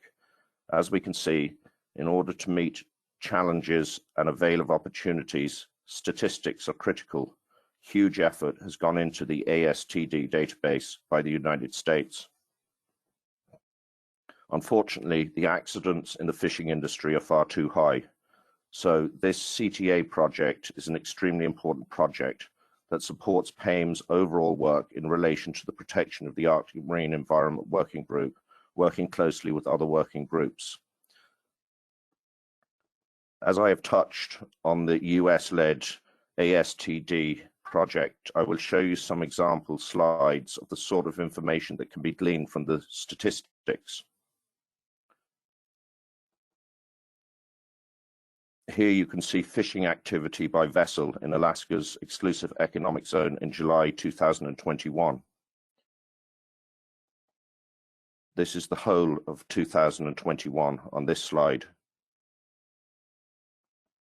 This is bulk carriers for July 2021 within the Polar Code area. And this is bulk carriers for the whole of 2021 within the Polar Code area. And this is bulk carriers for July 2021 within the Alaskan EEZ. As you can see, it's mostly transits. And the database is able to break down each category of ship and even the fuel type that is being used. Here you see the number of unique ship types in the Alaskan EEZ for January through July 2021, almost 2,500 ships in total. To meet challenges and opportunities, this sort of information is critical, and the US leadership on this issue has been immense. I have only been able to touch on some of the issues where the United States is involved in international conventions and initiatives. I would need a lot longer to elaborate on all the initiatives, both at IMO, PAIM, and other Arctic Council working groups, such as EPPR, plastics, waste management, black carbon, heavy fuel oil, search and rescue, as highlighted by Rear Admiral Moore, and so many other issues come to mind, such as the voluntary guidelines that have been developed at the IMO for fishing vessels and pleasure craft. I've also seen the work of initiatives in Alaska, the participation of the Alaska Chadux network led by Jim Butler in the Arctic Shipping Best Practice Information Forum, and Ed Page of the Marine Exchange of Alaska will speak at this year's forum. Senator Murkowski, Mead, Treadwell, Senator Dan Sullivan and others are working on important Arctic legislation for a trans-Arctic seaway, which we have heard about, and which I have been involved in, the SEAL Act, that will help with safety and search and rescue capability. And we've also heard about their work on the FARCA Act. And that foresight on behalf of the United States shows great and necessary leadership. And there is so much more to say, but unfortunately, there is no time left today. But as an overarching and concluding point, I wish to say that the key to achieving things is simple. It's about having faith in humanity, and it's about finding the good people in industry, international regulatory bodies, governments, the research community, and in our people. They just have to be found. And everyone in this seminar understands that the work that they do in their organizations and administrations is not just about the present, it's about the future. And that's a huge responsibility, and we must discharge that duty. And speaking as an independent Irishman, I believe that the work that the diligent representatives of the United States have done and are doing is a huge step in the right direction. I've met many wonderful people of the US at all levels in administrations and organizations, politicians, in the research community, in the indigenous communities, in academic institutions, in our youth, many of whom have been involved in these initiatives. They care about people, about the Arctic's environment and its people, and about our seafarers, and they care about those who have paid the price and suffered the consequences and want to learn from the lessons of history so that we meet the challenges and go about our opportunities in the right way. So let us continue our work together, as there is a lot more to do. And that way, always together, we'll make a difference. It's been a great honor to contribute today. I'm proud of my relationship of strong friendship with Alaska, and thank you very much for listening to me. Michael, thank you so much for your kind words and your comprehensive overview of the various conventions and regulations that are also impacting the work that we're all doing. And I particularly appreciate your staying up so late to be with us. I would ask that Buddy Custard please come on to this. Reveal yourself, please. About 6 months ago, Buddy approached NAMEPA, and the Alaska Shadow Network has been a member for years. And he suggested that wouldn't it be great to really raise the visibility of the issues that are unique to the Arctic, particularly the US Arctic. And so he came to us with a suggestion for today's webinar, and I want to thank Buddy and his team for their vision. We've had, despite our complaints about doing things virtually rather than in person, by conducting this webinar, we've had participation from Alaska to Geneva to Cork to Connecticut and beyond. So what it demonstrates is the amount of interest and commitment to the future welfare of the Arctic, and of being able to find that balance between commerce and conservation. I want to thank the delegates, the speakers and the moderators, our sponsors, and particularly Buddy Custard and his team who helped pull this event together, because, very much like marionettes and puppeteers, they're behind the scenes making it all work. And I wish everyone health and success in your endeavors as we move forward into the fall and into our next efforts. And Buddy, did you want to add anything to that? No, you said about quite nicely, Carlene, and thank you for those kind words. But as you mentioned, and as Michael just talked about, what a great summation and the key speech about the community and faith and humanity and everything else, about we all share this common interest to protect the environment, to protect the Arctic, the way of life, but also balancing that in with the shipping industry and where we're going on the world stage. And it's just exciting to be a part of that and to be a part of this such esteemed group. And I can't thank enough for all the participants and the panelists to share their time with us to educate further all the participants that joined us today. And Carlene, thank you for your leadership and your guidance and walking us, shepherding us through this adventure for us. This is our first time that we ventured into this kind of forum, and we appreciate your guidance. And Rachel, also your experience in doing this too. So I can't thank enough for all the participants, the presenters, and I do need to also give my own shout out to my own staff for also keeping me calm and everything, and just all the diligent work that Jessica Wright and her team did to facilitate this behind the scenes. But thank you all very much for taking your time for all of this. I can't thank you enough for that. And Carlene, thank you. Thank you for the opportunity. And be well and safe, everyone. Yes. Thank you. Thank you. Take care. Bye.